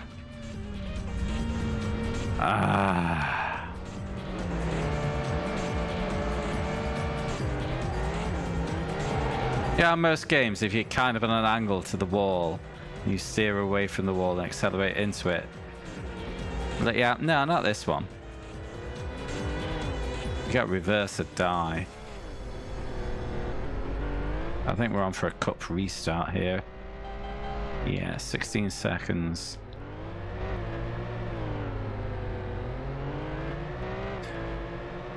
Now you keep making this this claim, Shadow, and I still don't buy it. Even though I kind of do the same for Koos. But he gets a lot more games he would consider good than I do, with how his people nominate. That's partly why I do the 3 randomly selected votes as opposed to let people put the games they want to see onto a wheel, you know, which I reserve for every 25th game. And then you flood it with Ford Racing. No. Koos has got a lot of pain ahead of him. I'm afraid. He loves JRPGs. He's playing a console challenge littered with them, and I'm convinced he has cleared most of the JRPGs on that console. But what's he got outstanding? Loads of FIFA games. Loads of John Madden games. Yeah, sure, some horse racing games have slipped through the net. But then all the other EA sports, ice hockey, golf, he has got so many of those that he's not touched. And then you've got all the true shovelware in there. You know? The stuff that people don't even know. So they've not been putting it on his vote wheels.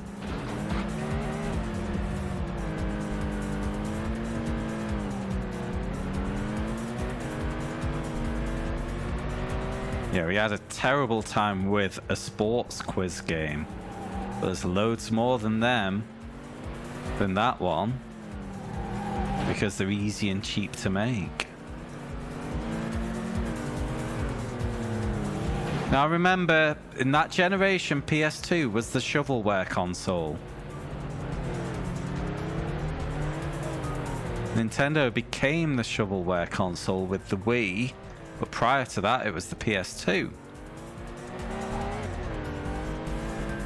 Why do you think he's got 2,300 games? Because he certainly doesn't have 2,300 bangers to play. Or that.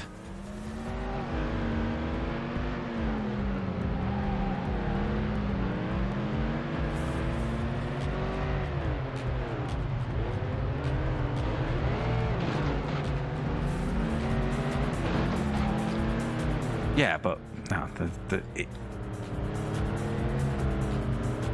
I'm just saying, I do think his challenge has been front-loaded a little. And, you know, he is aware of it. He does like sports wheels, things like that. But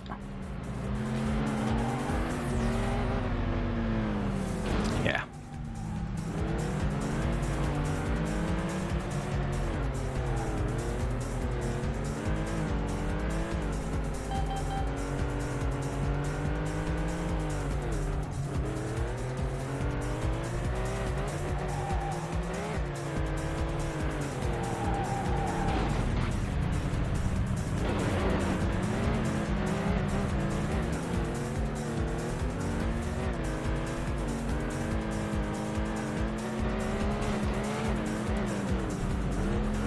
Off the wall, please, car. Thank you.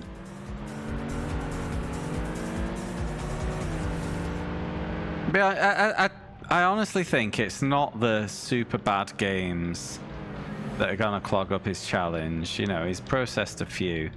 It's the yearly releases that he's got a big backlog of that I think will grind him down at some point in the future.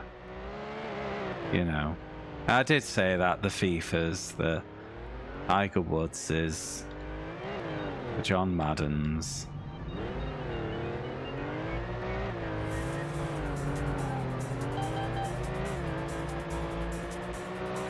Yeah, he's done 2001, hasn't he? He didn't rate it. Apparently the AI is a bit of a meh. But I watched him doing his tier list of games 101 to 200, and Outrun 2 was one of his top tier. There was only 5 games allowed in his S tier. He gave one to Outrun 2. What a lad. He knows a quality game, and I am convinced that Outrun 2 is I think his version was 2006, but genuinely probably the greatest arcade racer ever.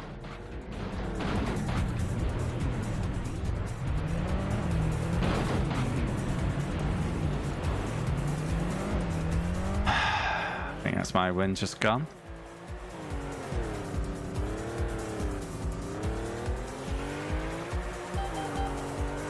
Yeah, he's done he did Richard Burns Rally as well recently. I say recently, I'm talking like in the last couple of months. He didn't have a great time with it. Honestly, I'm so close to lobbing this controller through this fucking monitor.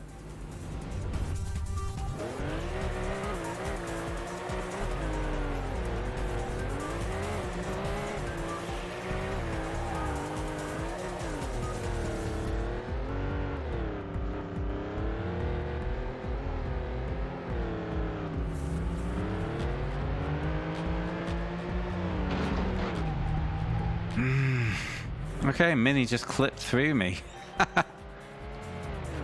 Yeah, this is looking like a restart. I'm not gonna progress this unless they're at least top 2. Generally, I prefer first for race 1, just to build in some safety buffer.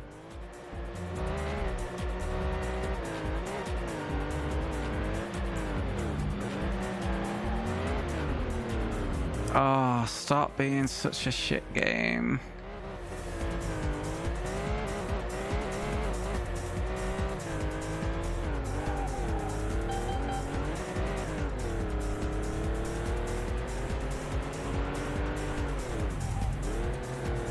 Now, I tell you what's going to happen on this channel. If Outrun 2006 gets a retro achievement set, this challenge is getting immediately paused so I can rinse it. I would love a good excuse to just spend 20 delightful, blissful hours on that game.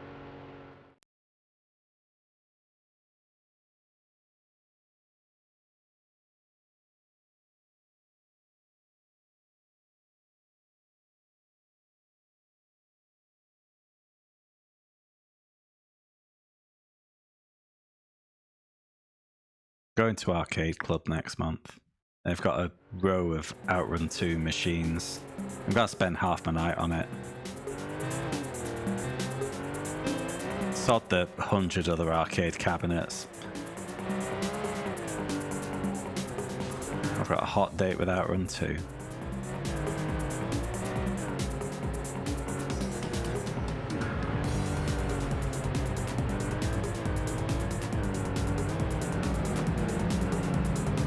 It's okay, they've got about 6.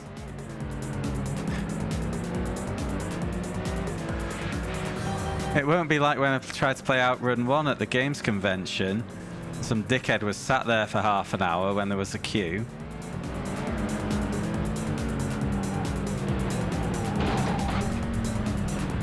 Yes, I am Skin, because it's my birthday weekend when I'm going. So, you know, they can get out of my way. Do they not know who I am? No, of course they don't. Ah.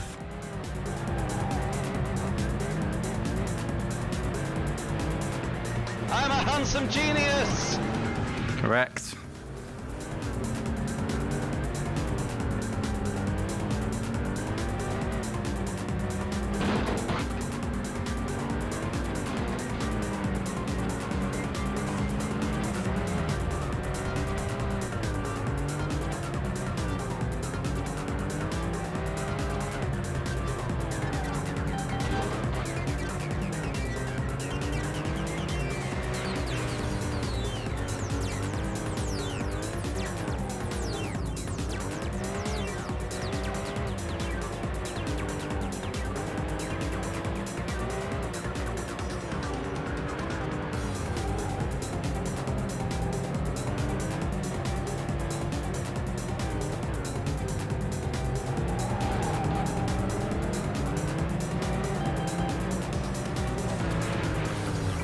Buck knuckle.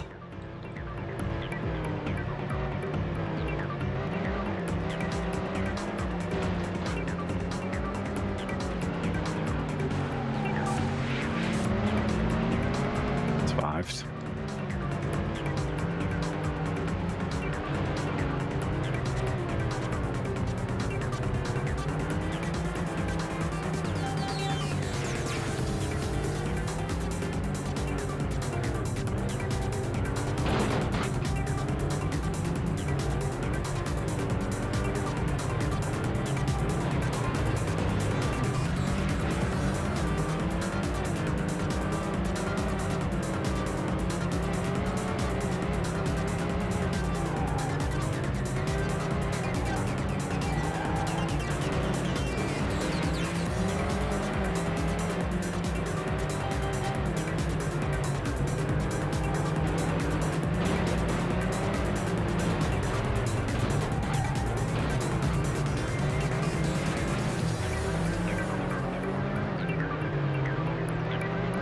I would say to anyone complaining about my hogging of the Outrun 2 machine at Arcade Club,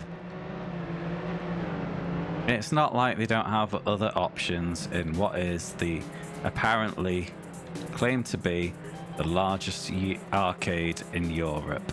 They've got options, it's fine.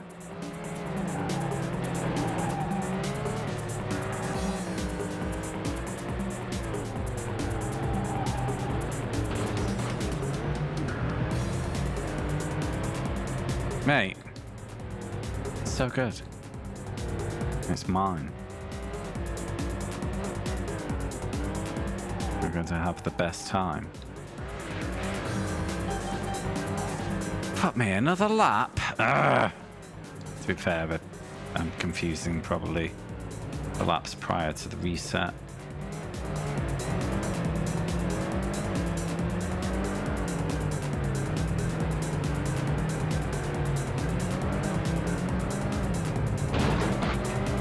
Crunch.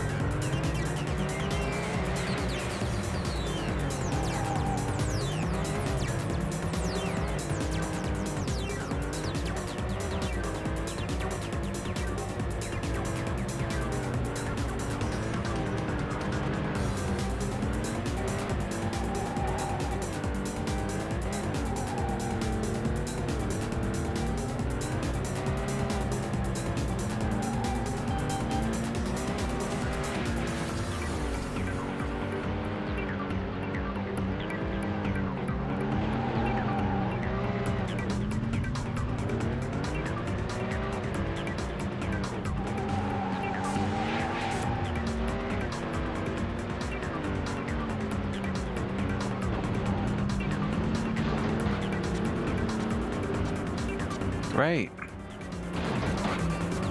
Oh great, I'm not going to reset because another car hit me. That's probably an opportunity to use the manual reset. Thank you, traffic.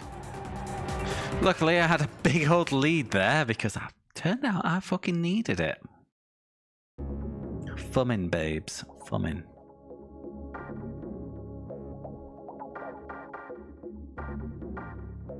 Right, we're away. Race 1 win, 2 races to go. A win in this race means I only need 5th place in the final race.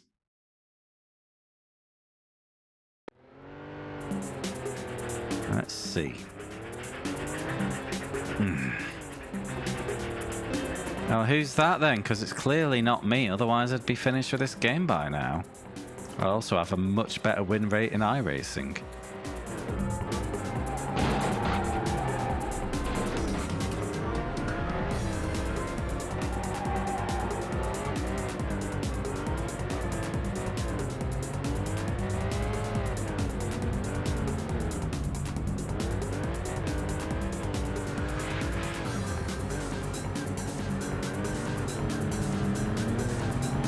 Bonk.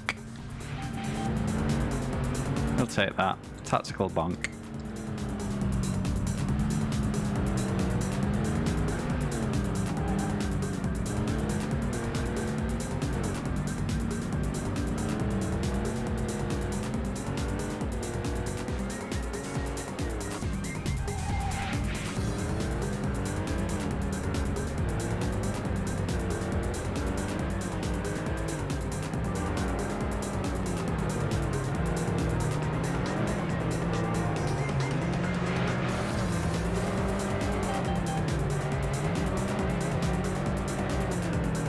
Come on.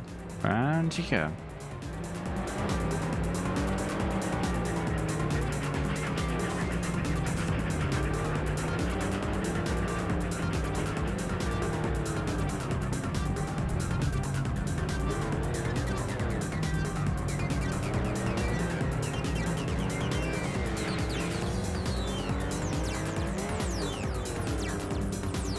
Bum. Can't wait to never listen to this again.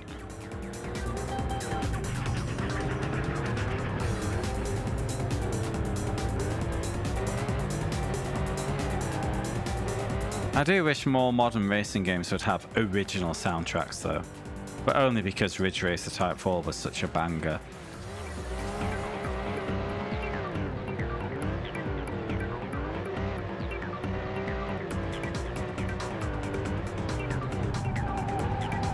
Unfortunately, licensing just kind of took over the genre, didn't it?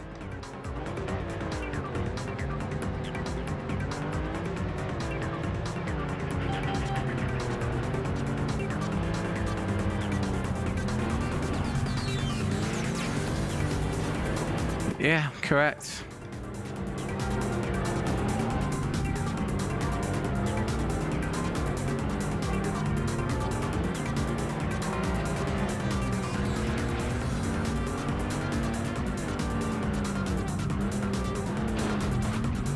Ultimately, what it means is that you don't get proper racing game worlds anymore.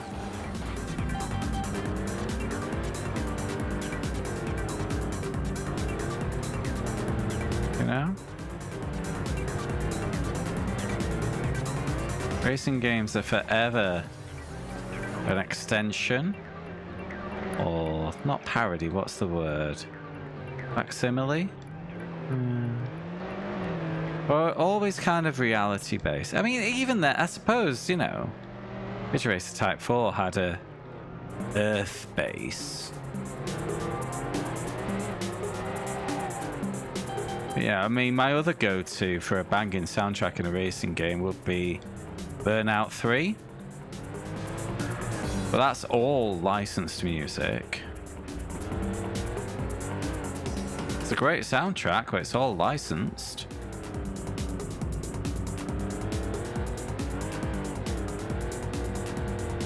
I have all those tracks in iRacing, mate. I race them enough. I barely touch Tsukuba. My cars are too big for that, but you know.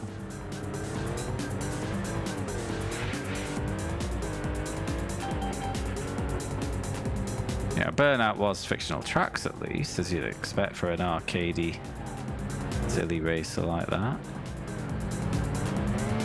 But, you know, the Need for Speeds have used exclusively licensed music since the PS2 era, haven't they?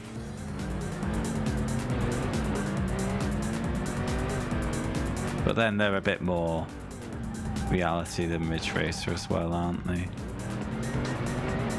Ah, man.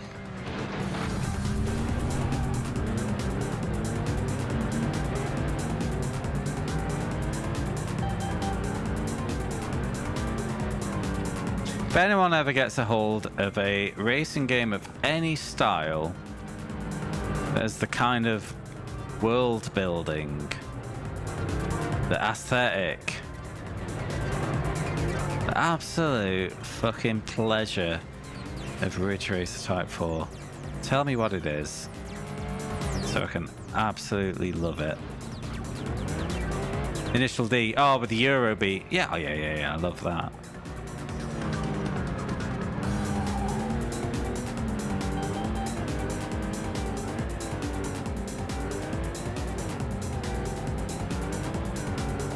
Okay, I'm gonna have to rinse the Initial D games now.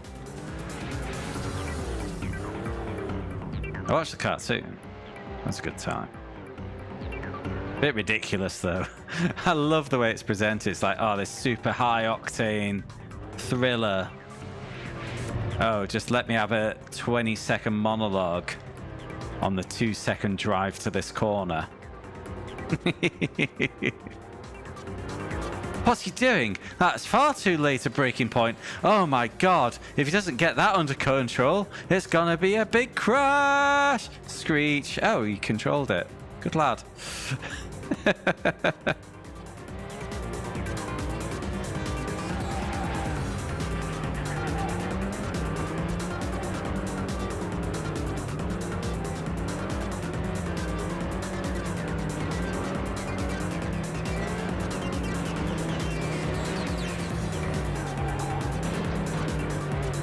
But on those videos you put up at the Initial D game, I think one of the PS2 ones on YouTube, just make it look damn fun.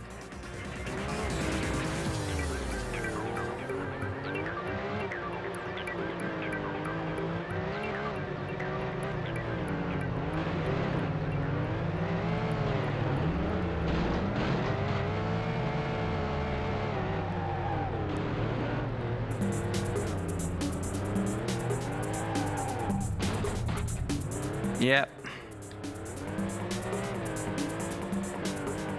You're getting mad on my behalf now.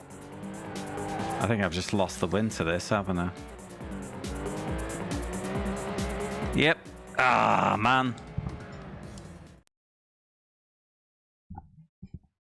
But nearly knocked over my drink there.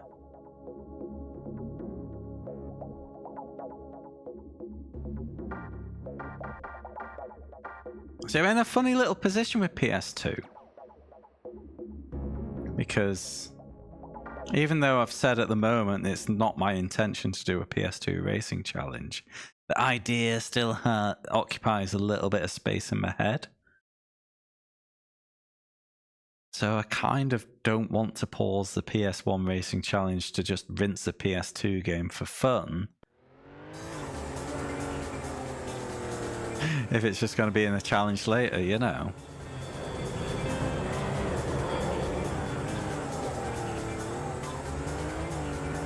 Right, race 3, I need to win. If I come second, there's a half decent chance I'll progress, but it's not guaranteed.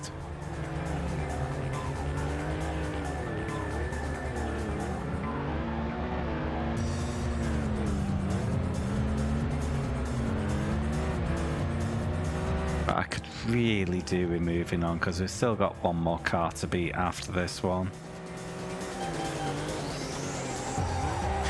Oh, fuck off, game. What was that spin?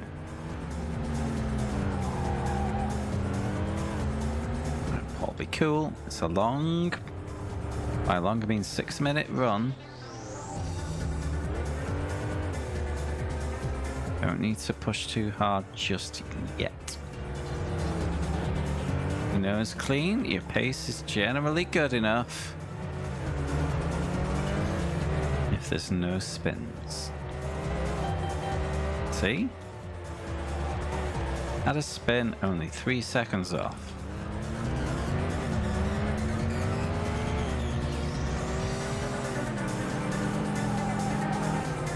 Cool, like the Fonz. Hey. Don't jump off this jump.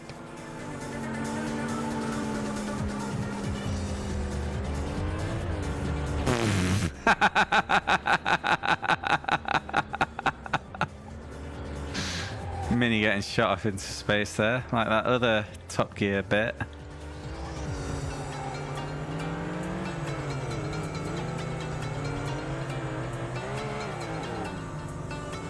No, it wasn't a Mini. That was a Morris, one of the three-wheelers. Morris Minor? No, it's not a Morris Minor. What were they called?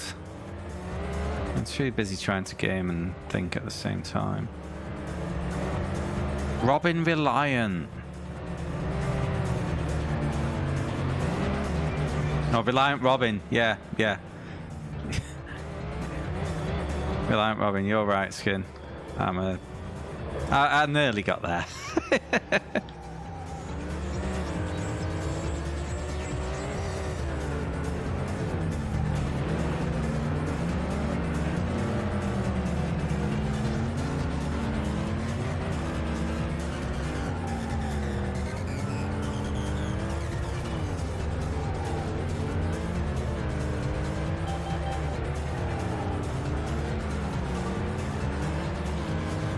Okay, try hard mode enabled.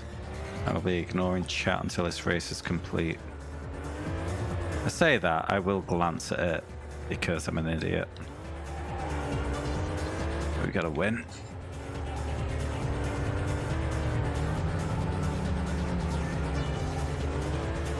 Notice how I'm less reclined. Agile, dynamic. And the gap's getting bigger. Apparently it's Cardinals, so who the fuck cares?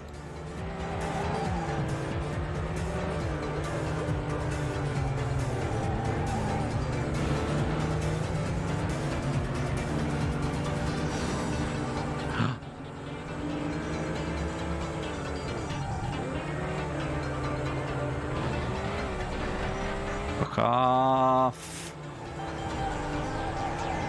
Fuck off.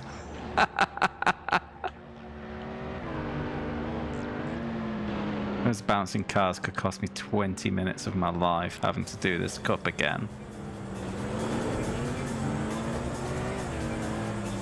If this fucker could stop blocking me, that'd be swell. Around the outside, baby.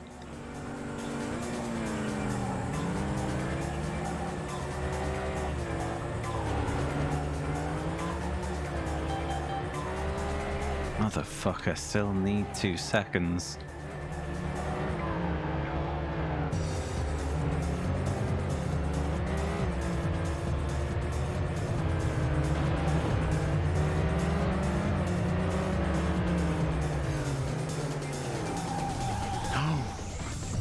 Come on. No! I'm gonna get run through it. Oh, okay.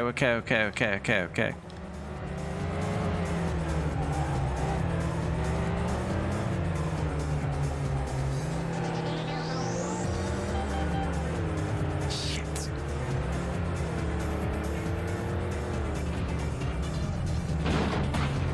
Lane changing wank stain.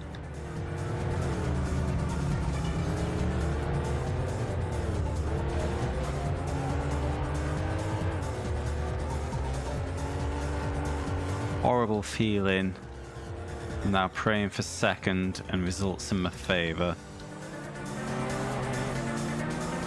It's not a reliable strategy in this game.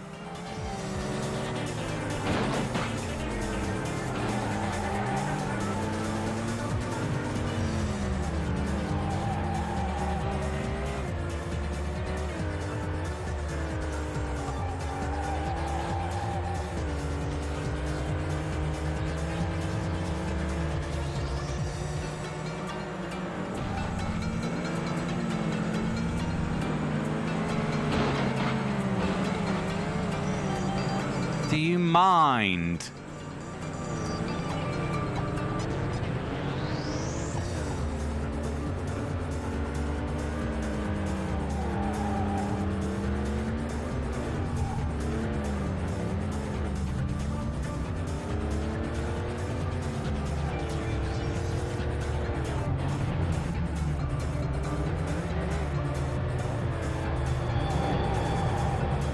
No, we're relying.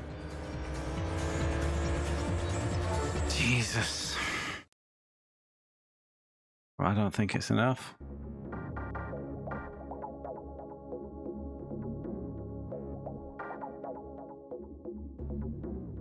It's enough. Ah, oh, thank fuck.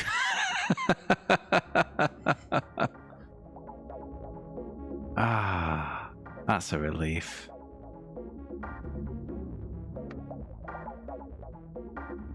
A new slideshow's now available, guys, because there's no cars to unlock.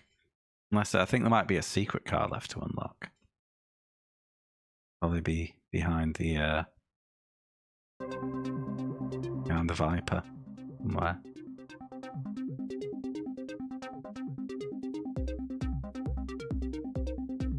Oh mate, I can't wait to see this slideshow. But which slideshow is it? Promo 3?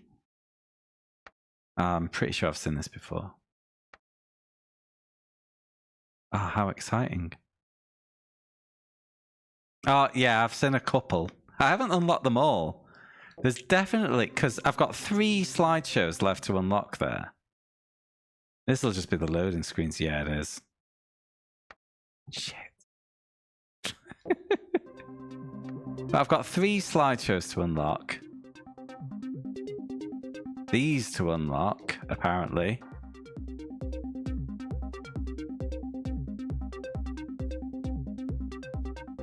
Fuck you. A bunch of more short movies, and they're all X-ray, so they're all our skeleton pal. Oh, of course, we're not doing that.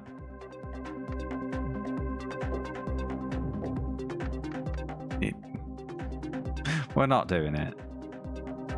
Because all it is what I've been doing, but without other cars there. I don't care to do any more. I've had enough. Oh yeah, we got 2 secret vehicles hidden there. Don't give a shit. We're doing the Viper, and I'm gonna play some fucking super bikes on the next stream.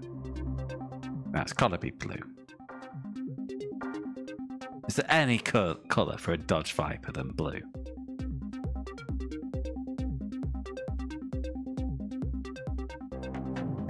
It's like a Ferrari that isn't red. Can you even call that a Ferrari? I don't think so.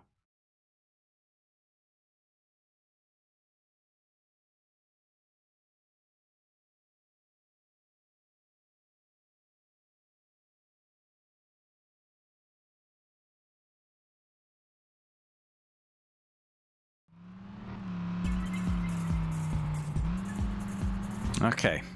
Last car. I haven't tuned it.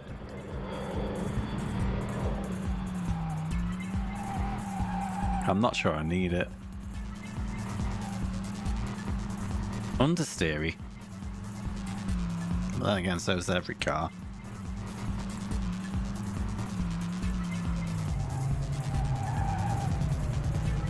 White with blue stripes. So this reversed, you think that's Vipery as well?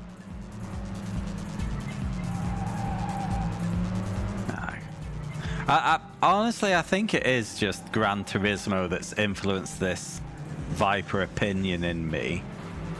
But yeah, blue with white stripes, please.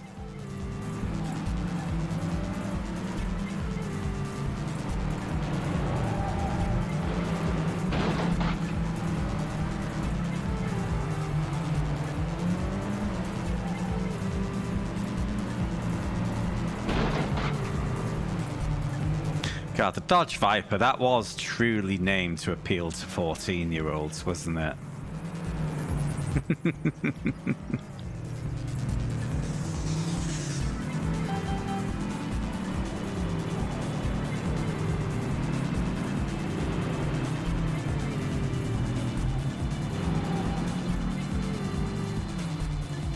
GTS or RT? I don't know.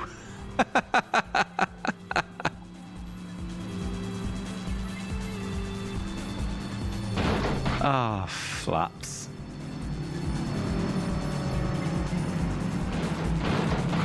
Oh, I don't know. I just know it from Gran Turismo. And then it got a mention on old Top Gear because a nurse pretty much gave up her life to buy one.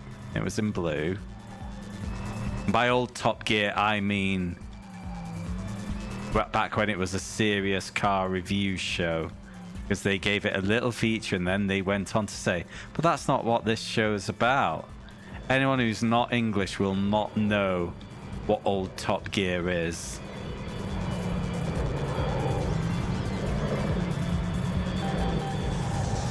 But it was a serious car review show, not a bunch of lads sticking about having a time.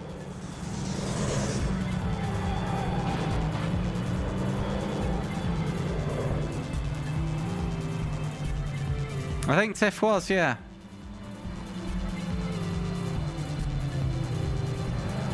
Alright, I was generalising, addict. Generalising, mate.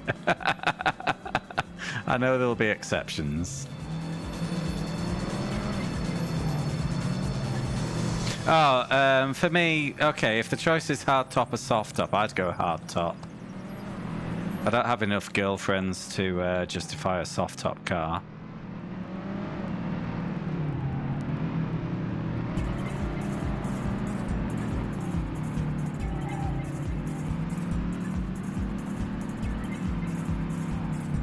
Yeah, I'm a curious case because I've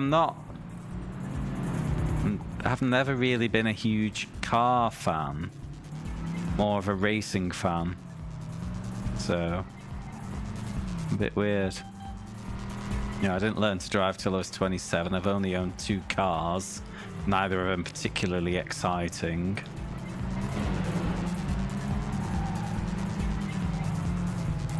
Duly noted. You know I drive a Dacia, and I'm unapologetic for it.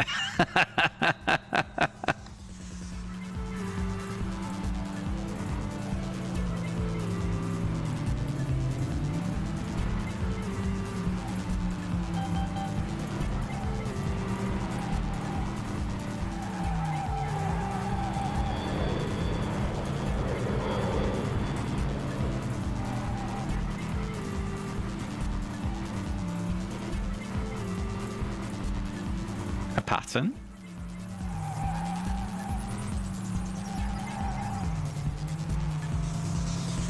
Oh, you like your muscle cars, don't you?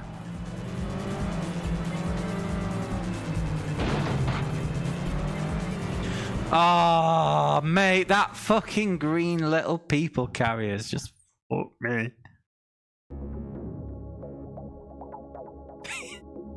Oh, you've got choice of wedding car. Of course you have. Good lad. Good lad.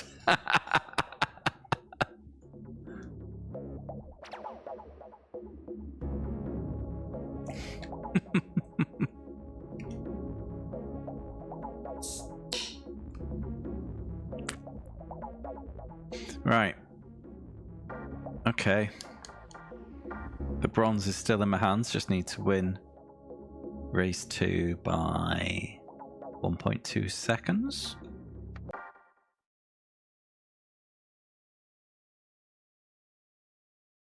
Yeah, I'm you know, obviously not looking like I'm going to be getting married. We'll stop. But I'd love to hire an 18 van if I was.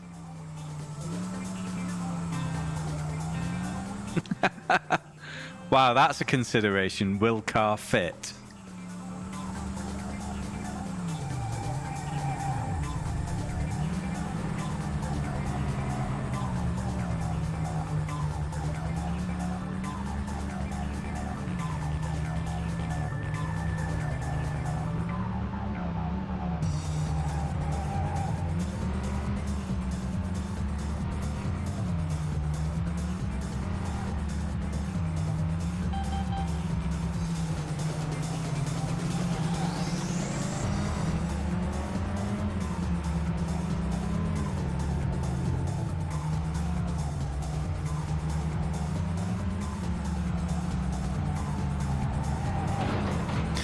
Oh, thanks, physics.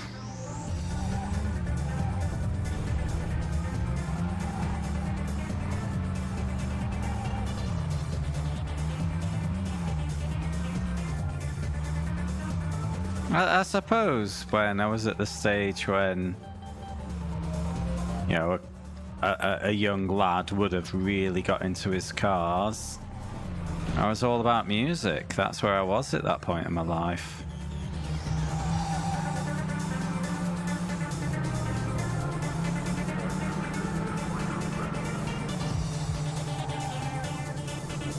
That's why I gave up watching football. I could afford to go to gigs or football games. Gigs won.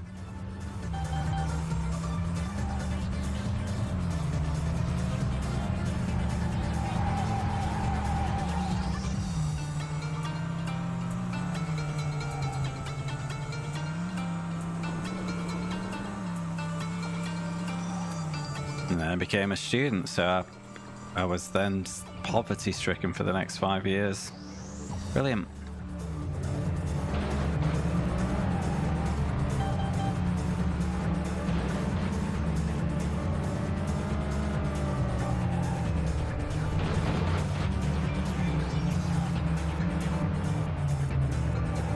Stop coming to Footy Game Stew.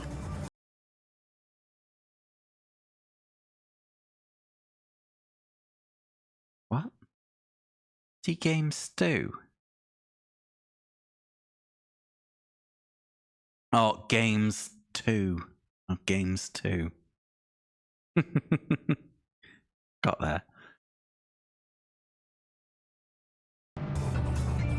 Ah.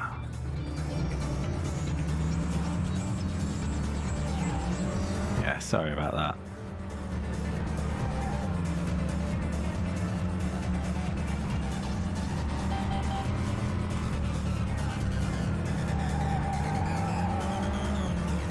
Now, the last 2 games I went to were in Germany on my younger brother's stag party. Went to Cologne. Cologne got battered by Leipzig. That was fun. I didn't really enjoy that. The trams were overcrowded and I'm a bit precious with my personal space, and it took us ages to get in. The woman behind me in the queue thought she'd get in faster if she'd prodded her arms into the back of me, despite the fact that whether she did that or not, there was still the same amount of people in the queue. And then my card got refused at the bar, and the woman didn't know English and I didn't know functional German. So I just tried the other card and it worked, but she'd already gone to get a supervisor at that point, despite the fact I'd paid. But then the day after, we went to a little town called Gelsenkirchen, which had a very unique upside-down railway. Completely impractical, but really cool. Low attendance game. We sat a nice sunny day in a bar, like literally 50 meters from the grounds entrance, for pints beforehand. It was a lovely time. Is that a win? Yeah, you see, the Irish wear green exclusively. But don't say they look like a leprechaun, because they will take offense. Alright, champion. What have we unlocked? It's a time trial track. Guess who doesn't give a shit? This guy.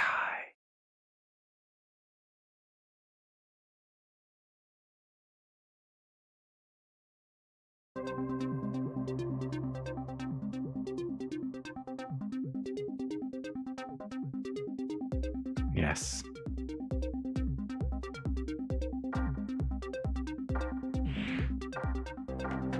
It's coming.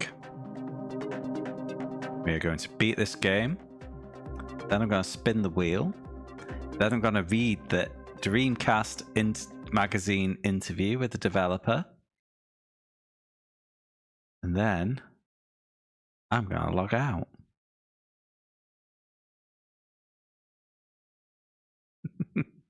No, that was a time trial track, Shadow. It wasn't a slideshow. No. There's going to be no game after this game. It's not a vote command, Addict. If you want to see the options, just do !list. And then on the second tab of the spreadsheet is the vote options. But it's done through channel point commands. And I have named the games in the buttons, so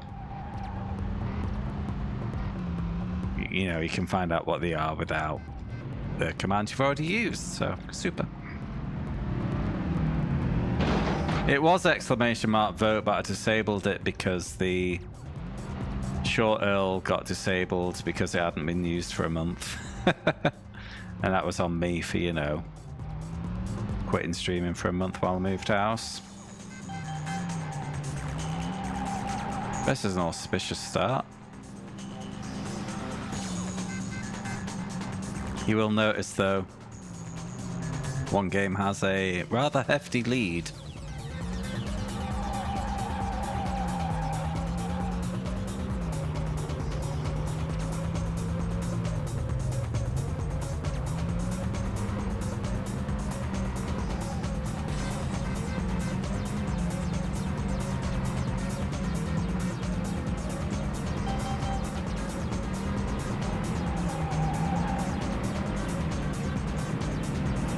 Okay, that was fine.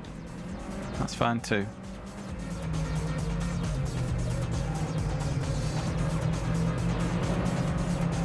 Yeah, it's handling a lot nicer than the Aston. Oh, we got a gear 6.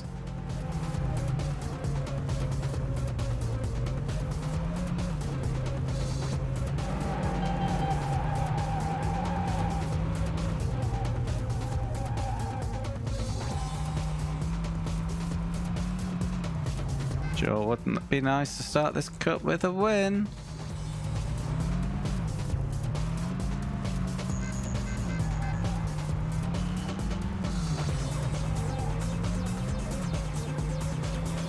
Okay.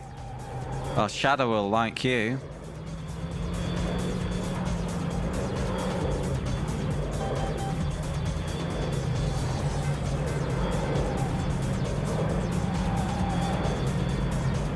Thank you for the vote. Of course, votes are open to everyone. Just need a tiny little pittance of channel points.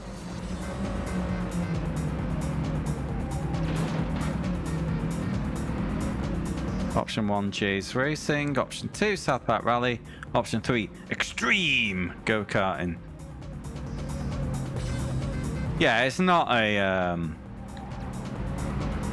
pristine lineup, is it? Oh gosh, you ready for a... You know what? I don't have a kazoo ready to hand. Oh wait, no, I have. I think I've got one in the bucket over there. But I've not had to do a kazooing since I moved home. So there might be a minor flap while I find a kazoo. I think there's one in my Simrig keyboard bucket. Which is a weird choice of words, but it would make sense. I basically bought like a small plastic bin, but not binning things, but just keeping things next to my Simrig. Mostly my wireless keyboard and a kazoo. And replacement H-pattern gear shifter heads. And some Allen keys for some reason. Oh shit.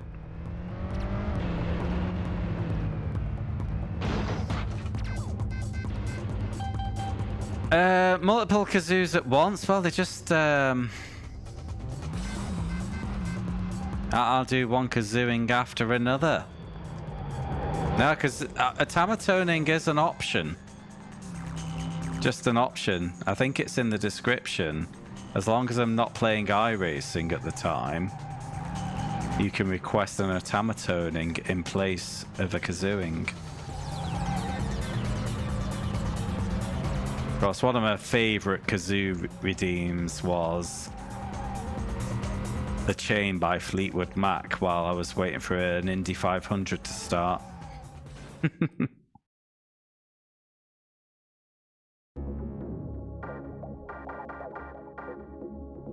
Second, not great.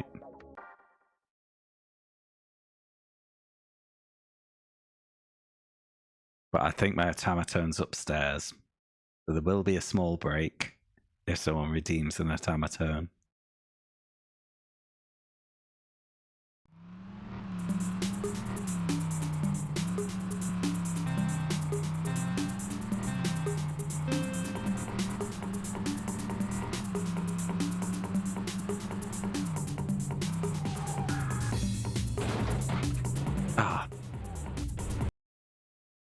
That's going on. All right, thanks for checking in, Alex. Safe trip home, mate. Have a great weekend.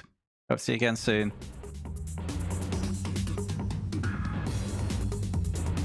How great's this game, eh? Oh, it's even put me on the wheel. My wheels pointing the wrong way. Hit me while I'm down.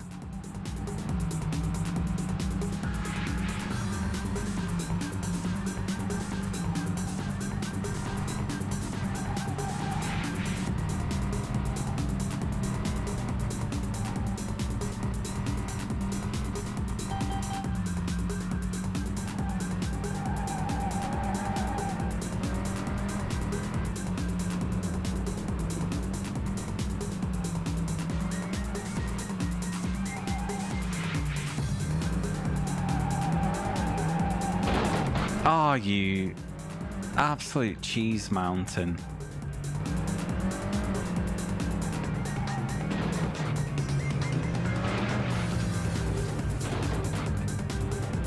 That's a great safety feature.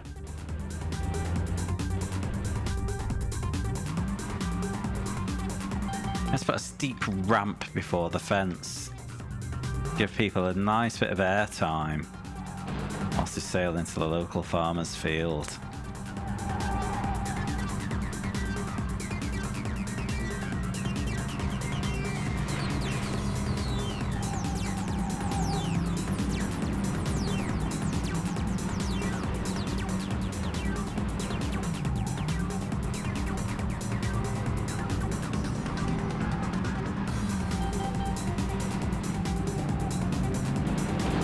You know, I think I want to read the review in Dreamcast magazine before I do the wheel spin and my own review.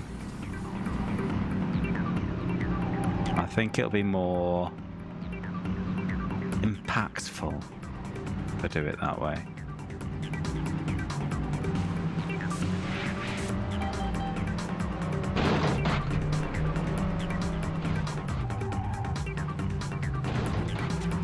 Because I'll get to respond to his comments 20 years down the line. Oh, I feel like I'm being mean. It's okay, he's not watching. He'll get over it.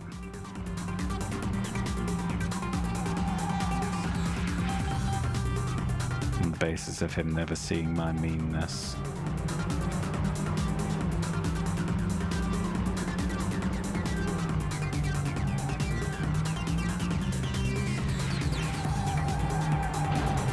You know, I don't get off on putting people down or putting the work down.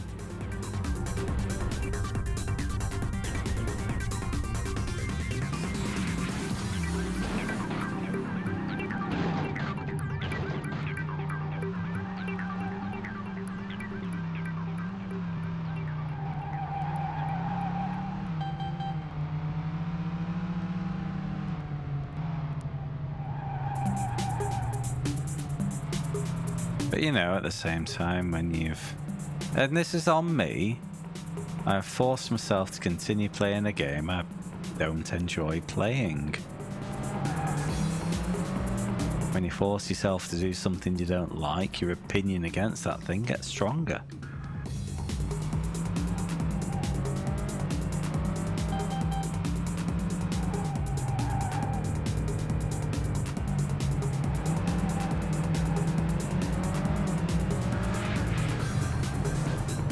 And I suppose this is the exact type of game, which is why I'm so shy of following up what I'm doing now with the PS2 challenge.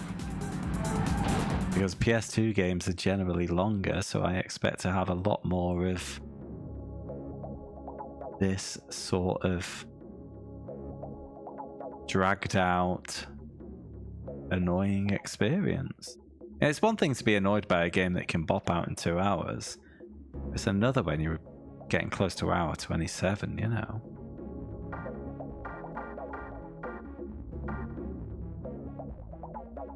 Okay. Results in my favor in the Champo.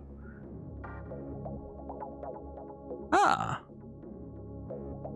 I think I definitely need to win this one to progress, because it would be a stretch for both of the top two, who are separated by 1/100th of a second over the two races, to both finish third or lower if I don't win. So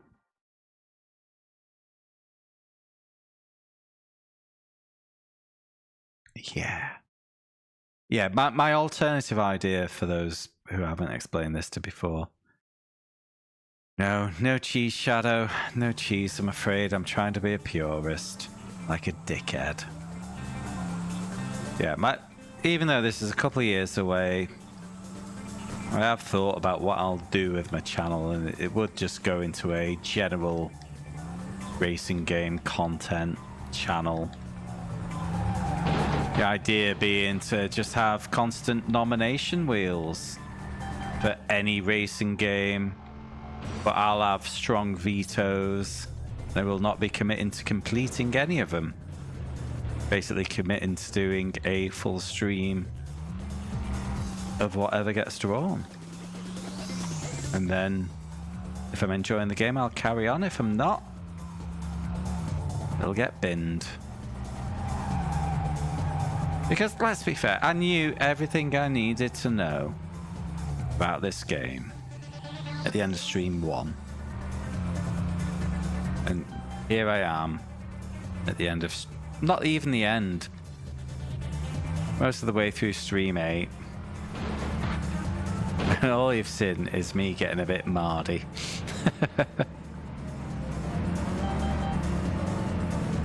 And some of you have got mardy on my behalf. And some of you have had schadenfreude. I probably pronounced that wrong, and I apologize. Mildly.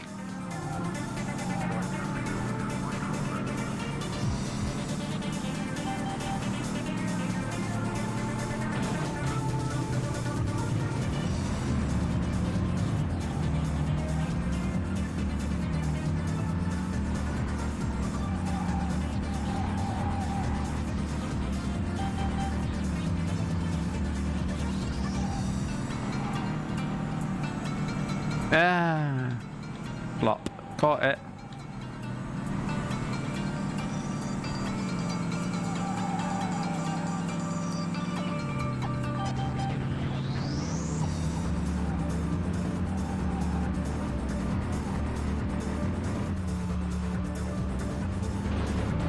Oh god, this was race 3. Get out of the way, beanbags! We needed a win. We got the win. I say we. I got the win.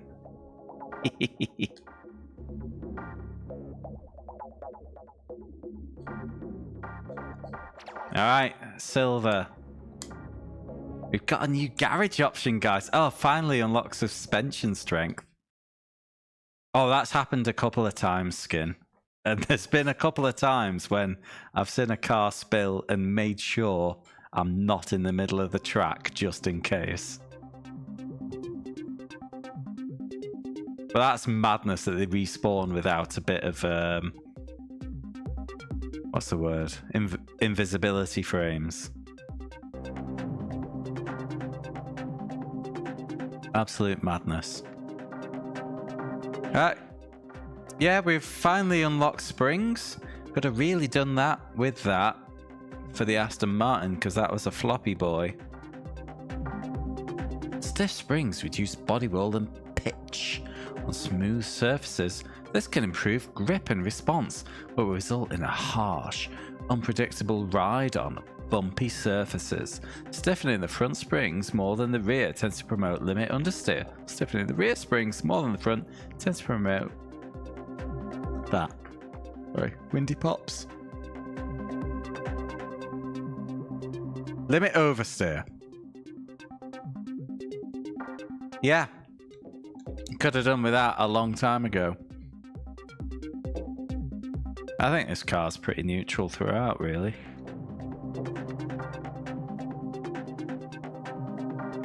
Right. But yeah, it's... So I've just found out that softer suspension benefits non-tarmac surfaces. Look at my list of stages there.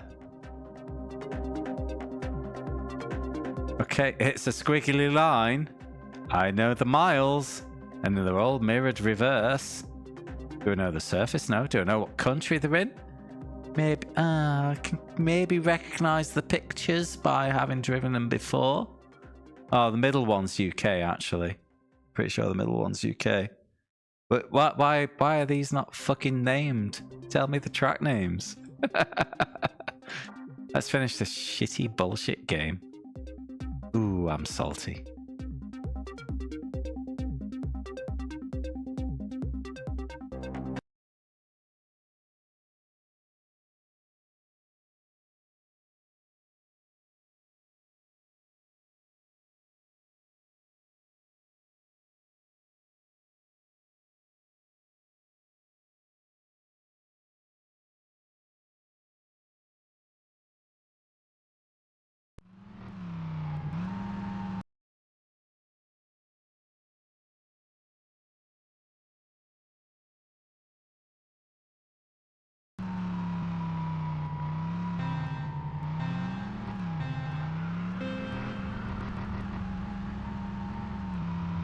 A sorting algorithm?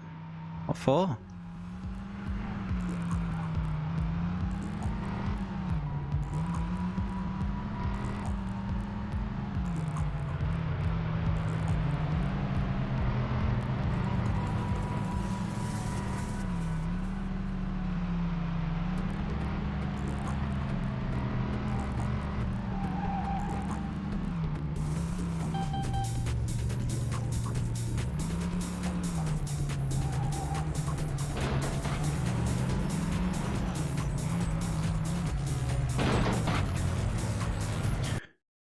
You could make for those cool gifts you used to see when sorting algorithms were hot.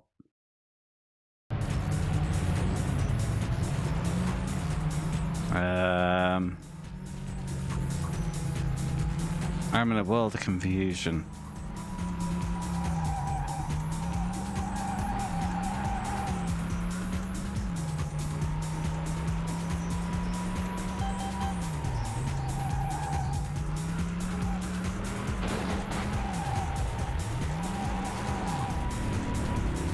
Oh my word.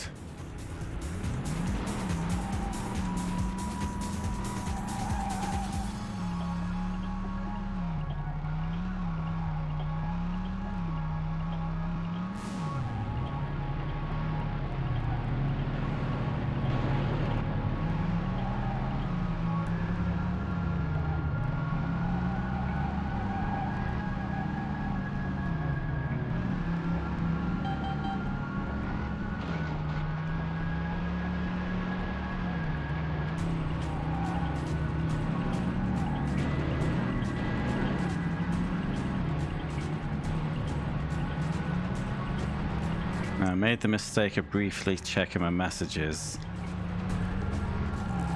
before this race. And I've got a half-baked idea of some Gen Celeb Con bullshit I need to deal with.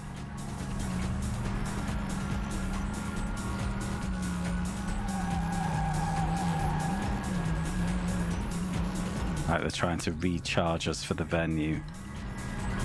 Even though we paid a deposit which was half of the fee, and as part of the contract they were allowed to sell tickets on our behalf, and we only needed to sell one more ticket to basically cover the other half, so we only have £10 outstanding, and they've sent my mate saying, yeah, it's 200 quid plus VAT. Like, we pretty much paid it, dickhead. But that's future Paul's problem.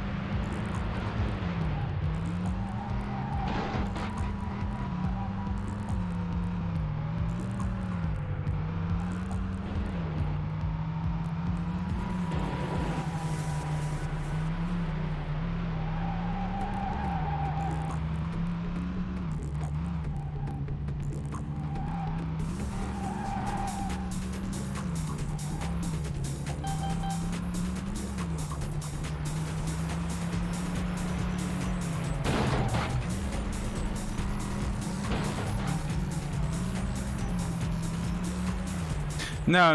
I'm sure it's just a wires cross situation, Navis. Like, that message should have gone to someone else, but we paid the deposit. Like, £200 plus VAT is 240. I've given them 120. They've got 110 of my pounds by virtue of them insisting on setting up their own shop for the tickets that some people have used. But I have my own shop as well, which is my preferred method. You know, especially if there's bullshit with the venue.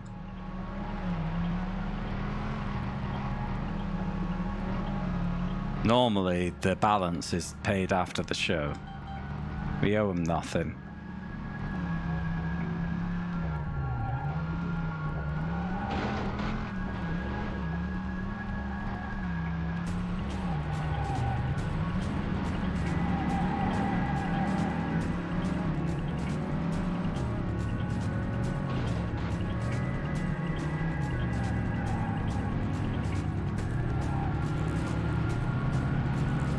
I certainly shouldn't be trying to piss us off.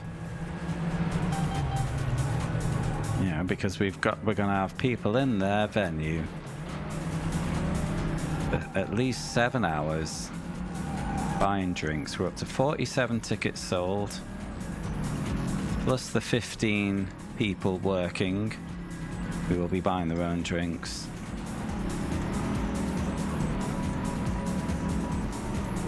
There is no universe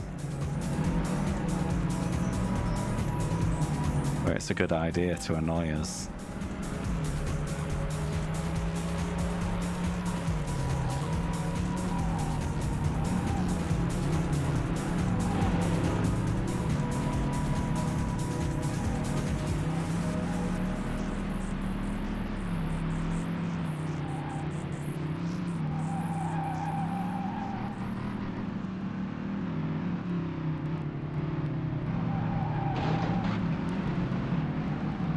Get over that line. Right, sorry, I'm gonna have to check this message properly.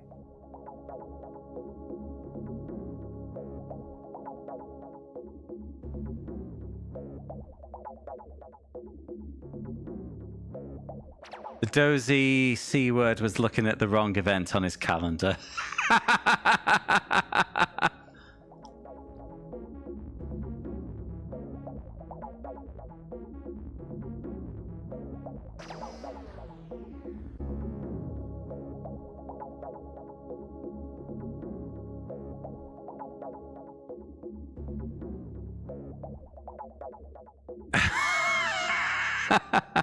Okay.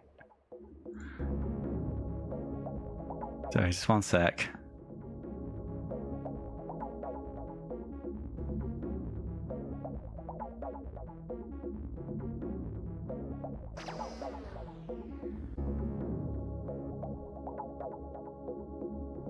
There we go.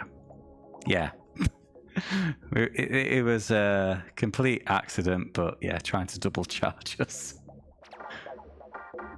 Okay. In a year or so's time, that business won't exist anymore, so we don't really need to worry about the relationship.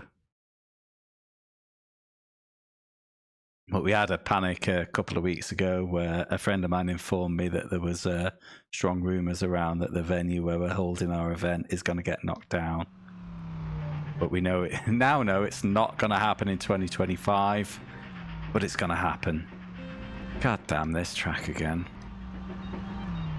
But yeah, sorry for the less than engaging moment whilst I had a minor crisis, but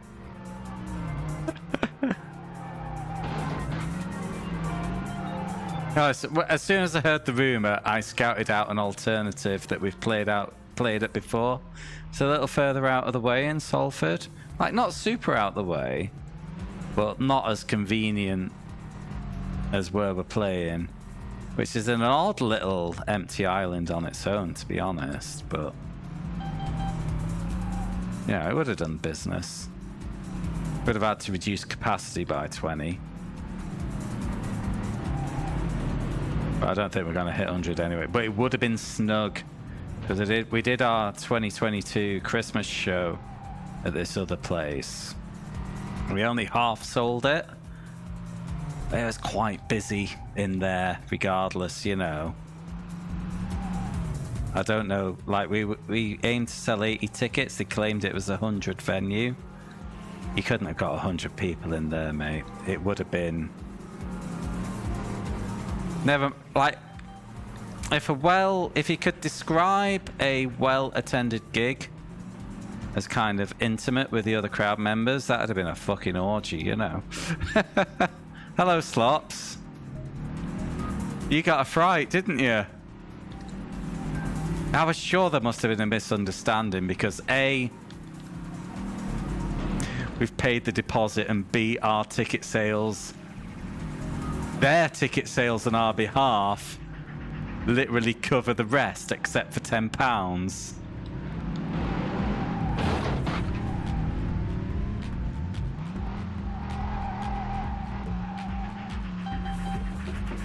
I mean, didn't he have the, you know, the rest of the email thread to get some fucking context?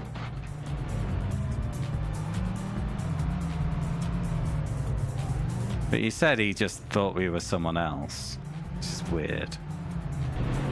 Not like we've not been in a lot of contact with them recently.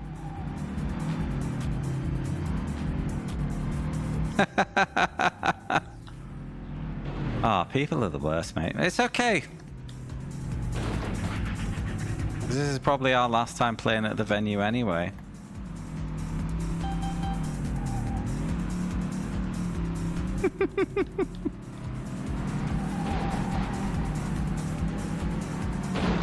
Yeah, I'll be honest, I'm not in a place for surprise expenses right now. I got my first quote for my roof repairs, and now all of my cash savings are pretty much accounted for.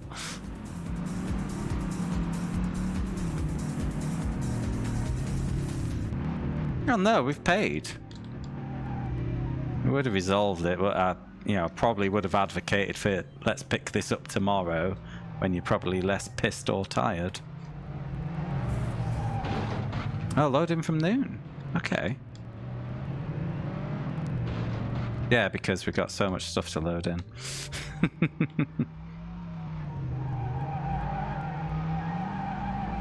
Yeah, just I had a little glance during the loading screen. Like, oh, I've got a notification on Discord. I wonder what's going on. Wonder which of my many fans are trying to seduce me this time. No. You gave me a little crisis.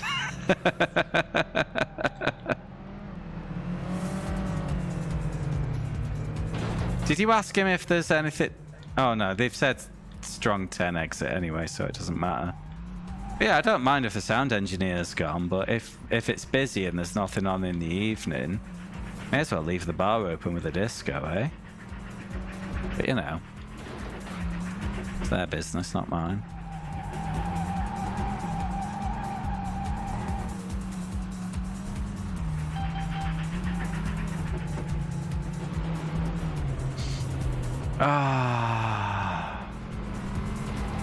It's okay, I had 7 seconds in the pocket. My God.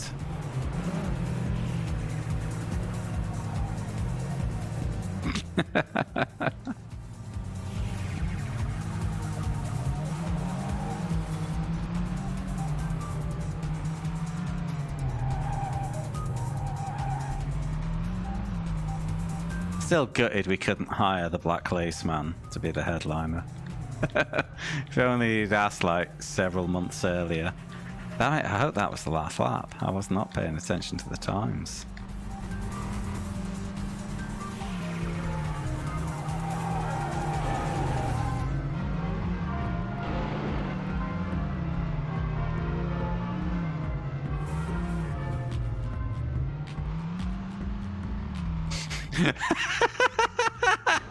Having missed the opener.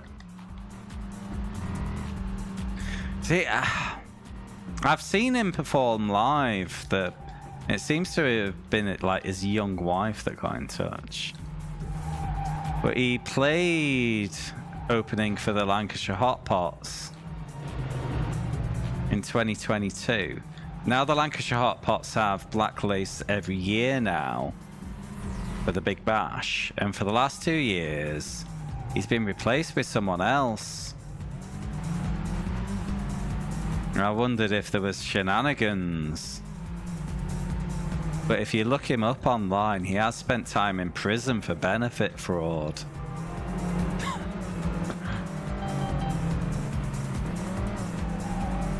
So, you know, I'm a little worried. Was it disability? DL. Wrong. Like, I don't know, was he... Because I don't think he's an original member. But he was there at the 80s peak. I don't know what his position is on Black Lace royalties.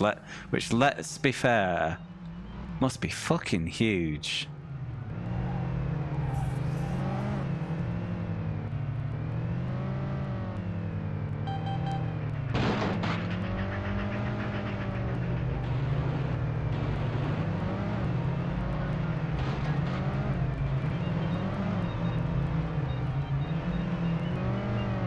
I mean, its price was kind of within my expectations. If he came in at 200 quid, then I'd have been like, that's serious thought.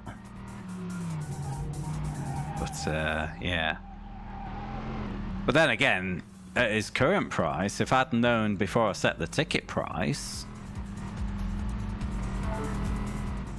then I could have maybe charged 15 quid instead of 10.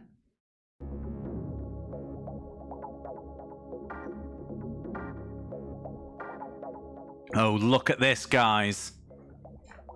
Only need second place to finish this game. Oh, man. Ah. Victory lap, here we come. 5th place, 2 points. 5th place, 2 points. That's all I need. There will be no saving of the states. I haven't saved a state yet. And we're not starting now.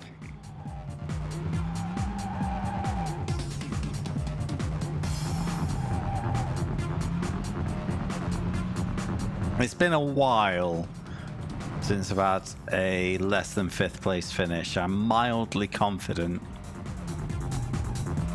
More importantly, you know, I'm confident I can bring that home because I can drive super safe. But you know, what's a show without a bit of tension, eh? But it would be nice to finish with a win. 7th? Oh shit, me and my mouth.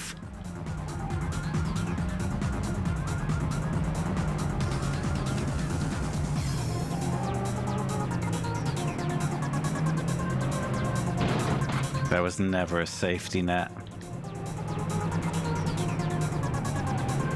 Beanbag.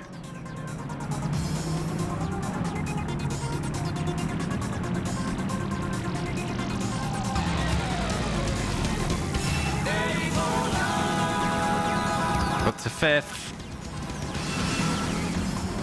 Now that's Saturday's shadow.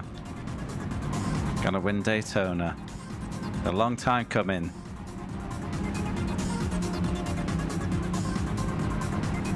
First year I tried this. I think this is my 4th attempt at the Daytona 24 hours. First attempt, we finished. Oh my god. 7th place, I think. We had. Wow. Sorry. Oh, you flumbus. 3 collisions in the race. No, I think 4 in total. And 3 with the same car. Absolute banes of our existence. We brought back a respectable 7th place. Year after, the BMW GTP got released. And I was trying my luck with an air quotes serious team. And we ended up not even starting the race. Because one of my serious teammates in my serious team registered for the wrong team and got himself locked out of registering for our team. So that was that. Last year was a bit more benign. And we finished a respectable 4th, but a bit of a distant 4th.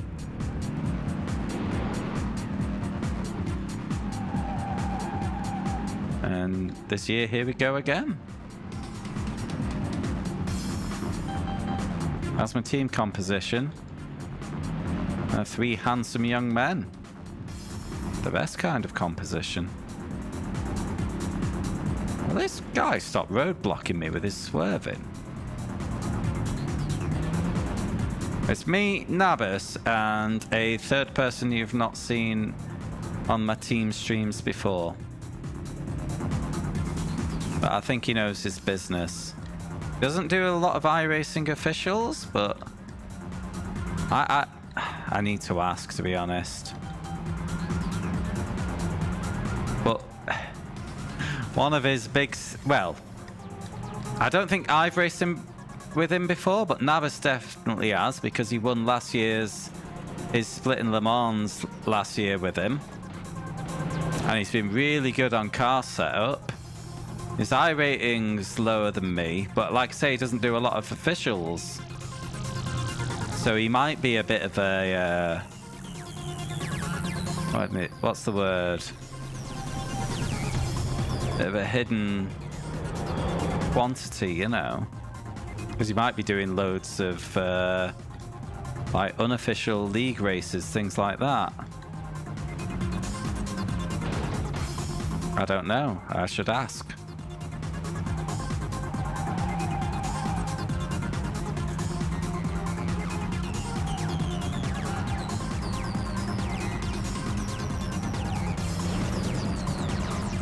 One lap to go, P3.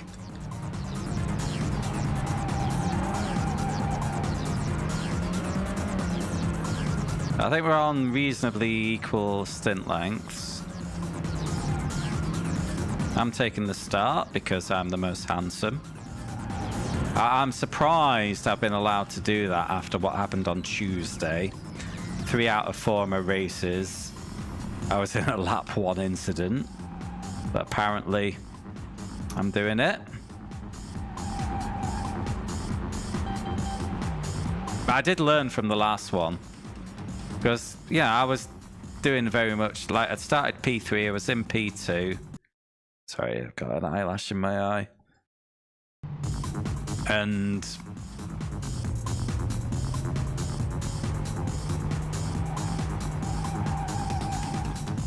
what happened was I just kind of left the door open because the guy behind was a little too distant.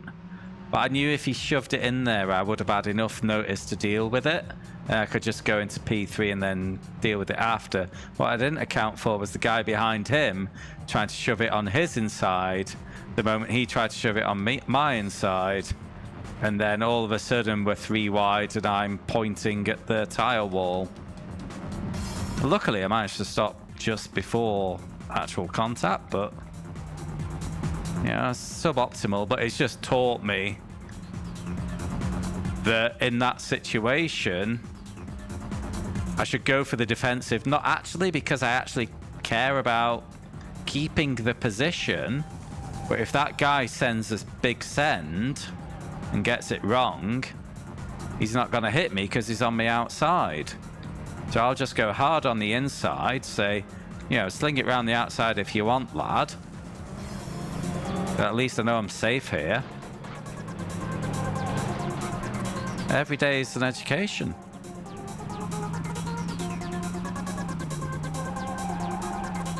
I will be hard on the inside of every corner if anyone's looking feisty. I nearly won it, but I only needed 5th. It is fine. Good news, everybody. I have placed first. I've unlocked a new secret vehicle. And we're not going to get a credit roll because they didn't think about that. Car races enough to get himself comfortable. Slightly quicker overall. But yeah, that's the thing. You only get the I rating if you do officials. Oh, we do get a movie.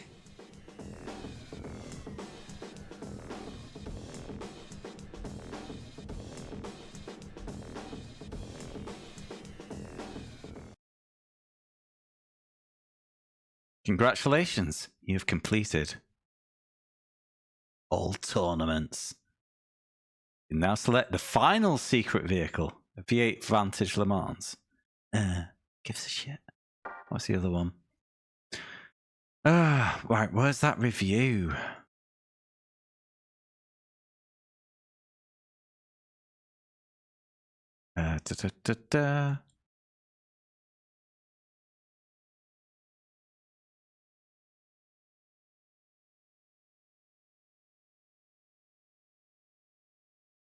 I think I found it through the Wikipedia, to be honest. I should. There. I need to stop my timer. 27 hours, 18 minutes. Yeah, I'll do it through the scripts. Hold on.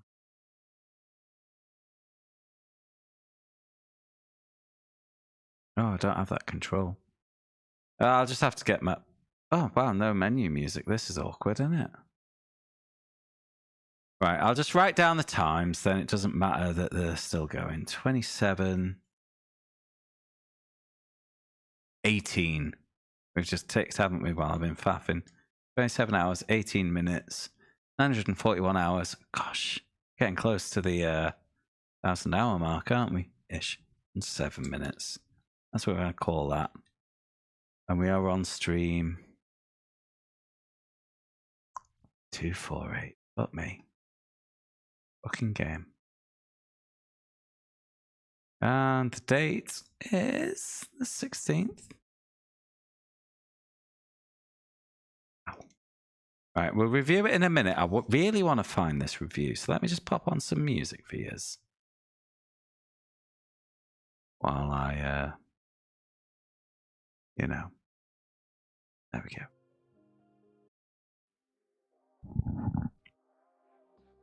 In fact, let me pop into screen cam chat. And I'm going to have to shrink that because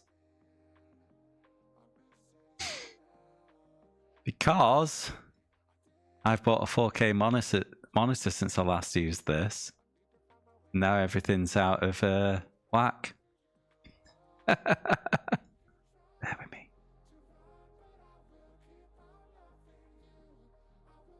That's quiet. Oh, because yeah. Terrible streamer. Right, where's this review? It's not that.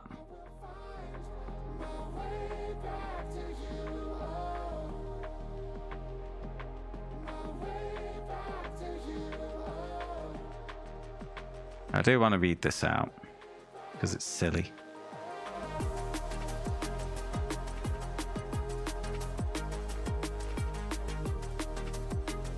And then we'll spin the wheel. Update the vote. Oh, I got to review the game, of course. I want to read the review first.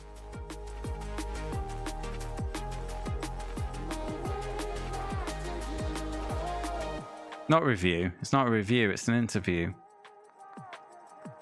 Reviews Roundup Drinking. God. Nearly there, nearly there. Please bear with.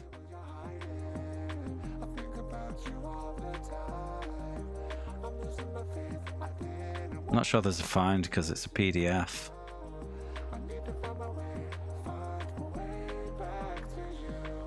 Might have gone too far.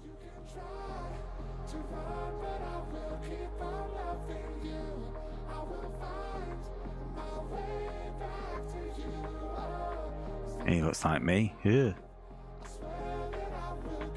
We're getting there. No, I've scrolled too far. Hold on. Yeah, okay, there's no control F because it's all...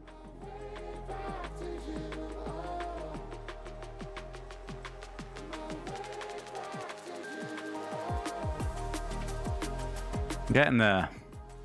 Promise. It was after Crazy Taxi. That's a good game. People care about it.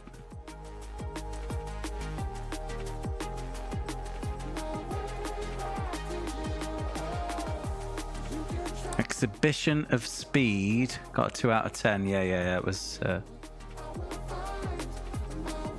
sure it's near here. Gleam. Yeah, someone ported. Here we go.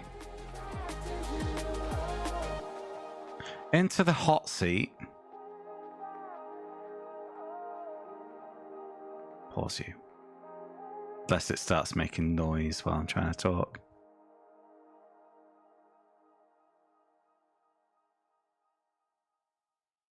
With Clockwork Games. Page fit. It's a little small, that, isn't it? So, in the hot seat with Clockwork Games, Neil Cassini, the director-developer of developers Clockwork Games, answers questions from official Dreamcast magazine readers. Dreamcast.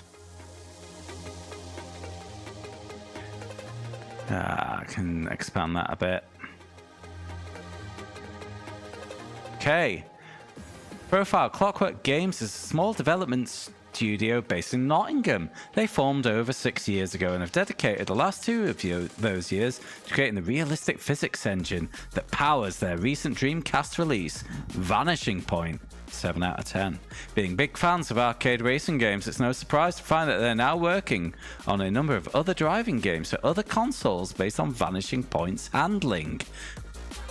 No, the handling's shit, mate. Shit. The company's director, Neil Cassini, kindly took time out to answer questions that official Dreamcast magazine readers put to him. It's not a review. We got there. How do you think Vanishing Point compares to Metropolis Street Racer and F355 Challenge? Ooh, dangerous question. Trying to speak from a completely unbiased viewpoint, I think Vanishing Point is a pure arcade game in every sense of the word, except the floppy handling. Loud and colourful with completely fictitious tracks, whereas Metropolis Street Racer and F355 Challenge are definitely more sim-like. This gives Vanishing Point greater flexibility. Vanishing Point also has an intense sense of speed, doubt, that requires 150% concentration. Metropolis... why can't I say Metropolis? Metropolis Street Racer has beautiful tracks, a real texture achievement. But for me, it's a little too pedestrian with its sense of speed. F355 Challenge is a very tactical game and it's a lot of fun in a very serious way. I think all 3 games are quite different and all have their strong and weak points. Are you currently working on any games for the Dreamcast? Sorry, no. I personally love the Dreamcast, but the format just isn't profitable enough. Fair. It's a shame, but we have to try and develop for a platform that gives the developers a return. I think all but the biggest publishers are in this very same boat. Oof. Yeah. Why did you call the game Vanishing Point when it's got nothing to do with a film of the same name? I think this is what Skin picked up on. I'm going to turn that music down a little more. It's probably okay for you because I got the duck in, but nah, you'll leave it. It mainly came about from the fact that we tried to create a rendering engine that had no pop-up or fogging and render as far as the eye could see, i.e. the Vanishing Point. We had to put corners into the game to make the tracks interesting so you never really see the Vanishing Point, but there's definitely no pop-up or fogging, correct? Plus, it has absolutely nothing to do with racing games, which we all liked. Names associated with cars or racing can be a little cliched. Well, if it wasn't you, who was it? Bum, bum, bum, bum, bum, bum, bum, bum. What is your favourite bit of trackside detail in Vanishing Point? Driving up to the radar dish on South Riviera. I never knew it was called South Riviera. Because that wasn't on the Dealy Bob. As the jumbo jet flies overhead. How and why did you decide on Vanishing Point's racing system? Now, this is the question why I really wanted to come back to this, because this has been one of my criticisms. We wanted VP to be different, so we sat and thought about what we didn't like about other races and see if we could address those problems. With other games, good players could leave the racing pack behind them. With bad players, it's the opposite. In VP, because of the traffic system, there is always someone to overtake and race against. You're not the first game with traffic. It doesn't matter if you're first or last, the game never falls into a time trial. Mate, it's a time trial with traffic, but you're on your own, as in so many other races. So racing against the clock in this manner enabled us to keep the game's frantic pace and never allowed the player to blink until they reached the finish line. This method also enabled us to offer such an engaging internet mode. That must have been Dreamcast only. If we were a traditional racer with the 8 cars on a grid scenario, there would be no internet mode. Well, I mean, obviously we didn't get that on PS1, but yeah. I mean, you can have a straight race with traffic. You know? Need for Speed did that. You know, they've done nothing special there. Unfortunately, they've tried to fix a problem. Well, have they? They've tried to do something different for the sake of being different, and it's not gone right, and then they've made up that spiel to cover it, I feel. The rendered intro sequence and bonus scenes in Vanishing Point are amazing. Skeleton and car. Yeah, I have my own doubts there, but how long did they take to create? Oh, thank you. Excluding the opening text, there are 7 seconds of racing action that took one guy the best part of 2 years to complete. Maybe it was different on the Dreamcast. Sound effects alone took about 7 hours to match the action. Initially, there was a lot of experimentation and testing, trying to get an ultra-realistic look that accounted for a lot of the 2 years. Yeah, I think this was Dreamcast. It wasn't our skeleton friend. But now we've developed our tools, we can just churn out stuff pretty quickly.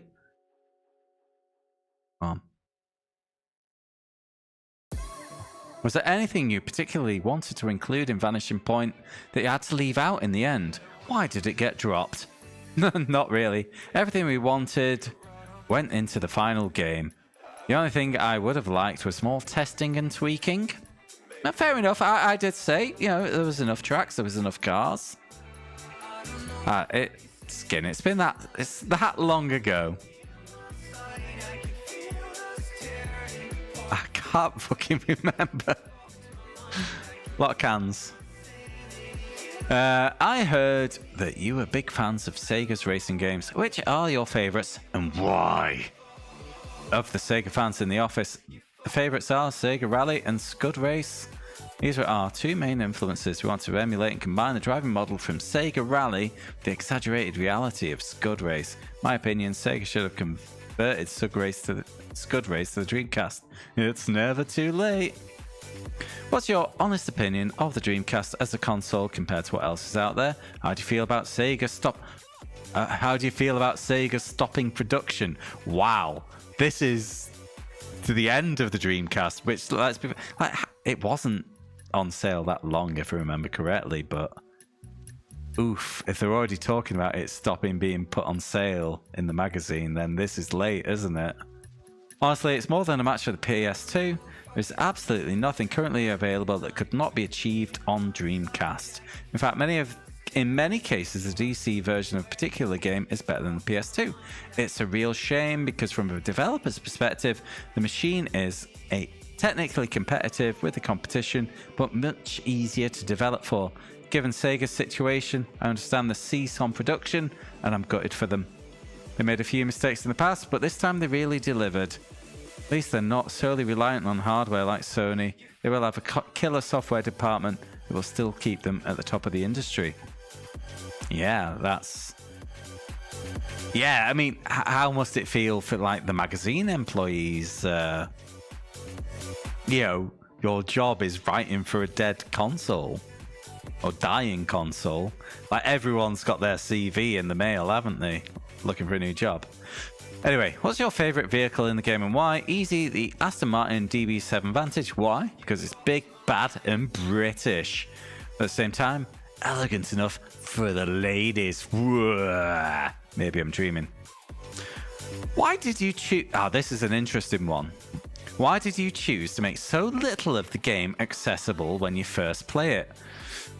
We didn't actually mean it to turn out like this. Lack of time at the end left a few things rushed, so we publicly hold our hands up and admit we made a mistake. Once you get past the first few cars, the game gets really good. Disagree. So my thank goes out to all of you who persevered. I mean, so he's acknowledged the issue of the kind of lack of feeling of progression there, but then he lies and says the game gets really good. There's a stretch of road in Vanishing Point that's just like a bit in Outrun. Is there any other hidden homage? There are other sections that have been lifted from other Sega games, but as the original design was for the PlayStation, the limited number of polygons with which to build the tracks meant that these sections were not as obvious as we'd like them to be. The airport area on South Riviera was inspired by Scud Race, as were the waterfalls on Alpine Pass. Alpine? Damn it, Frenchies. In fact, there are lots of little bits and pieces that are too hard to describe. How do you find a balance between accurate driving physics and something that's fun to play? I'm going to put my hand up and say, this is not the guy to ask about that. Pure faith? Pure faith. Tell you the truth, you never really know until the game is released, people start playing. What turns one person on turns another off. So it's a huge gamble. Vanishing Point has turned out to be a love it or hate it kind of game. If you love it, then stay tuned. There's more to come. Well, there we go. I thought that was interesting in the context of some of the stuff I'd been whinging about. So that's why I wanted to share it. But now I have to review that game. You all know I've not had a good time. I have really disliked it. I've rarely had fun in that game.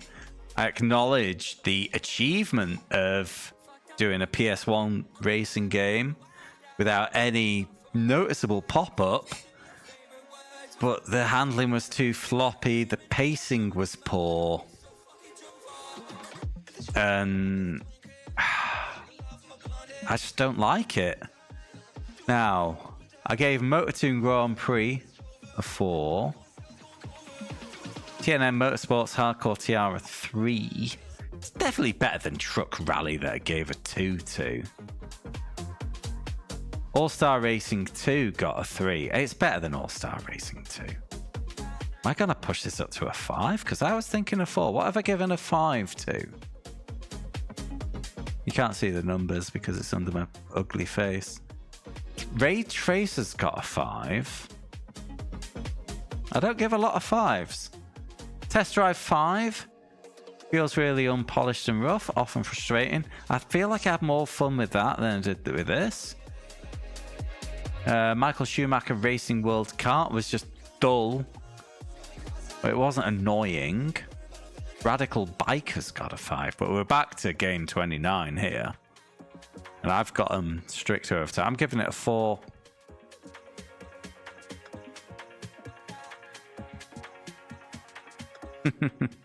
But yeah, games are always a little different when you play them before. But yeah, you just missed me reading the interview with the developer. It was interesting. He sounded like he genuinely cared, but he didn't quite get what he'd done wrong, or at least he didn't acknowledge it for the interview. But it was kind of curious because people were asking about what he thinks about the Dreamcast, but it was after they'd stopped producing it, so it was like an end-of-life game on the Dreamcast. I'm going to say... What am I going to say? It's annoying. And it's kind of wet. I think it was the second stream where I just kind of went off on one, just raving about the game being wet. Well, it's frustrating and bland, but I think I've given that review before, so I'm going to Control F that. Oh, Monster Racer got dull and frustrating and dull. Yeah, dull and frustrating was what I was thinking of. Bland and frustrating is my review. Right, any disagreements?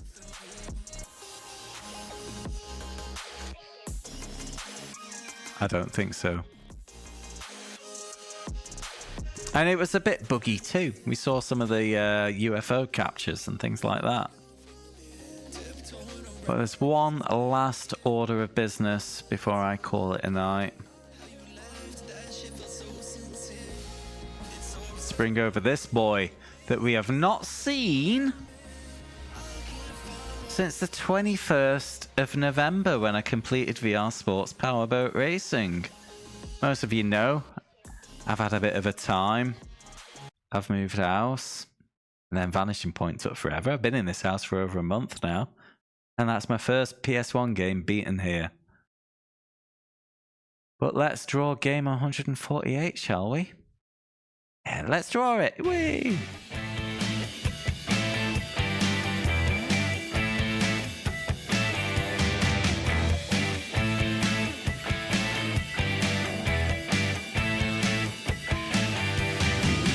Oh, come on, Dakar. Ah, missed it. It's going to be F1.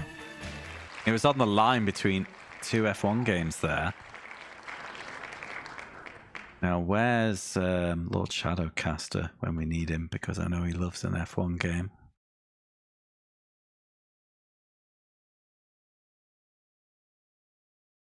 Oh, this was on PS2 as well.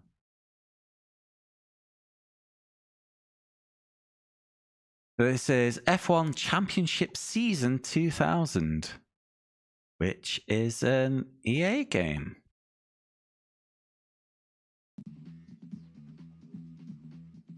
Sure is.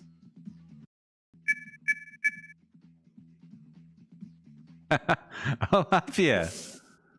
Oh, wow. Well, that's timing, isn't it? Michael Schumacher in the. Well, as a Texan, were you ever much of an F1 fan? Fourth, Heinz Harald Frentzen in the leading Jordan. Oh. An impressive fifth, Zonta in the BAR. Fisichella's Benetton is sixth on the grid. Eddie Irvine in the leading Jaguar is seventh. Barrichello in the second Ferrari is eighth on the grid. 17th. A poor 20. Oh, in fact, no, I just need to put it in bloody default view. And then all the things go under my head. A poor. It immediately looks slow. I know they've just started. But that feels so slow. Like they got the field of view wrong.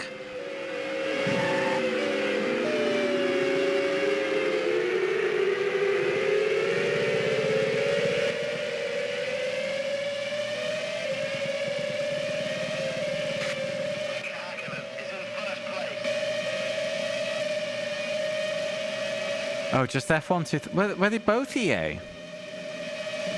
Why'd they come back for another go?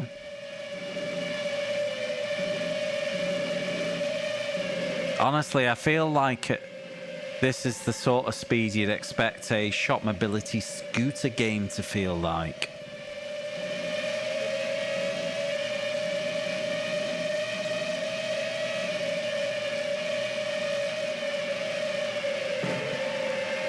Dear me.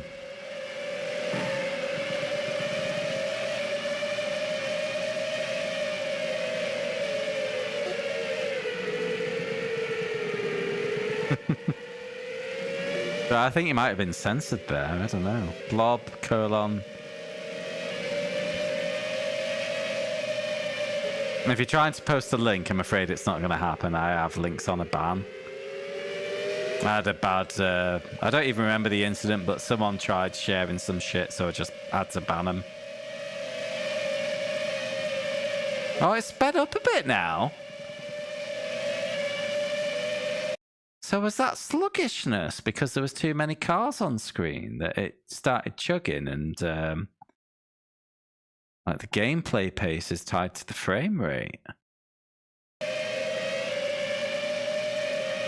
Let me just rewind it 10 seconds. Because it was slow as you like here.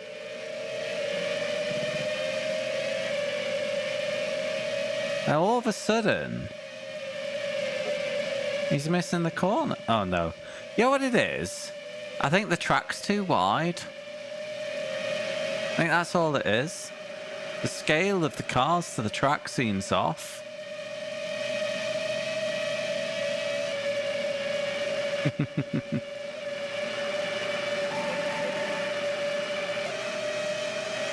Yeah, it doesn't look good, does it? But yeah, that is game 148. And with that, it is time for me to call it a night. Wow, I did not paste at all. I'll just type it then, like a chump.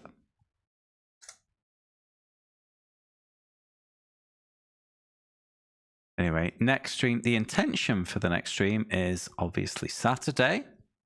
where myself, Nabis, and a third friend will be partaking in the iRacing Daytona 24 hours. I'm taking the start. The race start will be about 20 to 1, like just about after midday UK time.